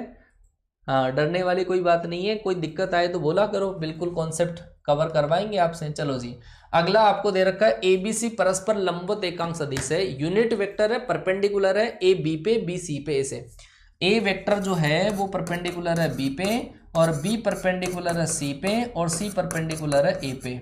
अगर मैं इसको ओपन करता हूं bracket A vector B vector C vector, तो इसका मतलब आपके पास A vector dot B cross C आएगा। आएगा कि नहीं आएगा? बोलो आया। और सबका मैग्नीट्यूड 1 है। जब B और C परपेंडिकुलर है और इसका मैग्नीट्यूड जब आपके पास 1 के बराबर है, इसका मैग्नीट्यूड भी 1 है ना, तो ये आएगा आपके पास B क्रॉस C। जब करोगे तो क्या आएगा आपके पास, बोलो, ये आएगा आपके पास B का मैग्नीट्यूड, C का मैग्नीट्यूड और साइन 90 आएगा, जिसकी वैल्यू 1 हो गई, ठीक है। तो A वेक्टर बचा आपके पास। A वेक्टर भी क्या है आपके पास, A वेक्टर का मैग्नीट्यूड 1 है, तो आंसर जो आएगा आपके पास कौन सा आएगा, D आएगा। अच्छा, इसके डायरेक्शन के अंदर वेक्टर आएगा B क्रॉस C, ठीक है ना। इसका मतलब लोचा हो गया भाई कहीं है। B क्रॉस C करोगे तो ये दोनों, ये आएगा A केप, सही बात है। यहां से आपके पास A, इन दोनों का क्रॉस करने से A वेक्टर आएगा A केप, और डॉट करोगे तो आपके पास 1, ठीक है। तो कौन सा आंसर आएगा, D आंसर आएगा। क्लियर हुआ? हाँ जी, D आंसर। चलो भाई, वेक्टर ट्रिपल प्रोडक्ट है, इसमें केवल और केवल आपको फॉर्मूला ध्यान रखना, इसके क्वेश्चन आपके नहीं है एग्जाम के अंदर। ये मान के चलो A vector cross B vector cross C vector है। अगर 3 सदिशों का सदिश गुणन करना हो तो अपन पहले तो करेंगे दूर वाले सदिशों का डॉट गुणा। दूर वाले सदिश ये दोनों है, इन दोनों का तो कर देंगे डॉट A डॉट C, और जो बचा है उसका क्रॉस, और माइनस फिर पास वाले सदिशों का A vector dot B vector, और फिर जो सदिश बच गया उसका प्रोडक्ट। ये होता है आपके पास वेक्टर ट्रिपल प्रोडक्ट। केवल फॉर्मूला ध्यान रखो, क्वेश्चन आएगा तो फॉर्मूले के बेस पे ही आएगा, ठीक है, और कोई क्वेश्चन इसके नहीं आएंगे, ठीक है। चलो जी, अब इसके बेस पे एक क्वेश्चन आपके पास है, ये क्वेश्चन आप अप्लाई कर सकते हो। आप मुझे सोल्व करके आंसर बताइएगा। आपके पास ये दे रखा है, मैंने आपको फॉर्मूला बताया, A डॉट C दूर वाले सदिशों का गुणा फिर जो बच गया उसका प्रोडक्ट, माइनस पास वाले सदिशों का डॉट प्रोडक्ट, और जो बच गया उसका प्रोडक्ट। ए डॉट सी करोगे, ए डॉट सी जब आप करोगे तो आप देखो आई कैप का आई कैप के साथ में 1 और 6 7, 7 प्लस 2 कितना हो गया 9, 9 इंटू बी वेक्टर। और ए डॉट बी जब आप करोगे इन दोनों का डॉट करोगे तो 2 और -2, इससे करोगे तो -2, तो ये प्लस का 2 सी कैप ऐसा आएगा। तो 9 इंटू बी वेक्टर जब करोगे, इसको 9 से मल्टीप्लाई करोगे तो कितना आएगा 9 इंटू कितना आएगा 18, 18 प्लस आपके पास 2 कितना आएगा 20 आई कैप आएगा, एक तो 20 आई कैप, और एक आपके पास माइनस का 9 और प्लस का 6 मतलब माइनस का 3 आएगा। इसका मतलब क्लियर हुआ बेटा?